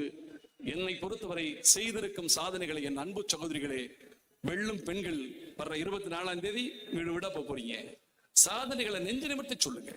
அரிசி கொடுத்திருக்கிறோம், விடியல் பயணம் கொடுத்திருக்கிறோம், ஐடி பார்க் கட்டியிருக்கோம், ஊரெங்கும் அழகான பேருந்து நிலையங்கள் கட்டியிருக்கோம், சூப்பர் பஸ் விட்டுருக்கோம். எங்கும் குறையில்லை, குறைய இருக்கலாம். என் அன்பு சகோதரர் அழகா சொன்னார். ஒரு அரசாங்கம் 5 ஆண்டு காலத்திற்குள்ளேயே அத்தனை குறைகளையும் நிவர்த்தி செய்துவிட முடியாது. நெல்லுக்கும் உமியுண்டு, நீருக்கும் நுரையுண்டு, புள்ளிதழ் பூவிலும் முள்ளுண்டு என்று சொல்வார்கள். நெல்லுல கூட உமி இருக்கா இல்லையா? புல்லுல கூட முள் இருக்கா இல்லையா? நீரில் கூட நுரை இருக்கா இல்லையா? அதுபோல ஒரு அரசின் சின்ன குறைகளும் இருக்கும். அந்த குறைகளையும் நிவர்த்தி செய்வதற்கு இப்ப கொஞ்ச நேரத்துக்கு முன்னாடி அண்ணன் இனிகோ அவர்களும் மாண்புமிகு அமைச்சர்களும் ஒரு இடத்துக்கு அழைச்சிட்டு போய் அந்த தொகுதியில் இருக்கக்கூடிய மக்கள்ல முக்கியமானவர்கள்லாம் வர வச்சு, ஐயா நாங்கள் 5 ஆண்டு காலம் நடத்தியிருக்கோம், என்றதெல்லாம் செஞ்சிருக்கோம், ஏதேனும் குறை இருந்தால் சொல்லுங்கன்னு சொல்லி அவர்கள் எழுந்து நிறைய குறை சொல்லுவார்னு பார்த்தா ஒரு 10 பேர். அது குறை கூட இல்லை. இதுல ஒன்னே அவர் எங்க சட்டமன்ற உறுப்பினரை நேர வீட்டுல பார்க்கணும்னாரு. அவர் நான் ஆபீஸ்லயே உட்கார்ந்துருக்கேனே அப்படின்னாரு. உங்க ஆபீஸ்லயே உட்கார்ந்துருக்கேனேனாரு. அமைச்சர் சொன்னாரு, நீங்க எப்ப வேணாலும் பார்க்கலாமே. குறை சொல்ல முயற்சித்தவர் கடைசியில் பார்த்தால் உங்களோட ஒரு போட்டோ எடுத்துட்டு போயிட்டார். ஆக குறை சொல்வது ஒரு நோக்கம் அல்ல. சட்டமன்ற உறுப்பினர் இனிகோ அவர்களோடு இப்படி நிறமா எம்ஜிஆர் மாதிரி கலரு, இந்த மாதிரி ஒரு சிரிப்பு யோசிச்சு பாருங்க. நம்மள மாதிரி ஆளுகளை போட்டோ எடுக்கிறதுனா போட்டோகிராஃபரு அதை போயா அப்படின்வான். இது பிளாஷ் போடாம எடுக்கலாம். அப்படிப்பட்ட நிறம் கொண்ட ஒரு மனிதர், நல்ல குணம் கொண்ட மனிதர், பேரிலேயே சொல்ல இனிக்குதடாங்கிற மாதிரி இனிகோ அற்புதமான சட்டமன்ற உறுப்பினர். திருச்சிராப்பள்ளியை பொறுத்தவரை திரும்புகிற திசையெங்கும் செய்து முடிந்திருக்கக்கூடிய அத்தனை பணிகளையும் பார்த்து நான் திகைத்து போகிறேன். என் அன்பிற்குரிய பெரியவர்களே, நீங்கள் கொடுத்து வைத்தவர்கள். ஒருவரில் புரட்சிகளே ஒரு மாபெரும் அழகான ஒரு இளைஞரை உருவாக்கி அன்பிலில் உதித்த அந்த 3ஆம் தலைமுறை அரசியல்வாதிக்கு முடிசூட்டி ஓடி ஓடி உழைக்கிறார். சட்டமன்றத்தில் இருக்காரு, பிளைட் பிடிச்சி இங்க வந்துட்டாரு. இப்ப முடிச்சு போயிட்டு இப்ப நைட்டு போயிட்டு காலைல வரும், நாளைக்கு சட்டமன்றம். ஆக இப்படி மக்களுக்காக ஓடி ஓடி உழைக்கக்கூடிய அன்பில் என்கின்ற என் அன்பு சகோதரரையும் வணங்கி, என் அன்பு சகோதரிகளே சகோதரிகளை தயவு என் பொம்பளை பிள்ளைகளை தான் சொல்றேன், ஓட்டு போடுற வரையுமாவது மாமியாரோட நல்லா பேசுங்க. ஓட்டுக்கிட்ட மாத்தி போட்டுற போது புரியுதா உங்களுக்கு? தயவு கூர்ந்து சொல்றேன், உதயசூரியன் என் அண்ணன் கொடுத்த சீருக்கு, என் அண்ணன் கொடுத்த வாய்ப்புக்கு, என் அண்ணன் கொடுத்த பஸ்ஸுக்கு, என் அண்ணன் கொடுத்த 1000க்கு, என் அண்ணன் கொடுத்த பொங்கல் சீர் 3000க்கு, என் அண்ணன் கொடுத்த 5000க்கு, என் அண்ணன் கொடுக்க போகிற மாதம் 2000க்கு உதயசூரியனை தவிர ஒரு சின்னத்தை ஏறெடுத்தும் பார்க்க மாட்டாள் இந்த தமிழச்சி என்று நீங்கள் தீர்ப்பெழுத வேண்டும் என்று சொல்லி வாய்ப்புக்கு நன்றி கூறி விடைபெறுகிறேன். நன்றி, வணக்கம்.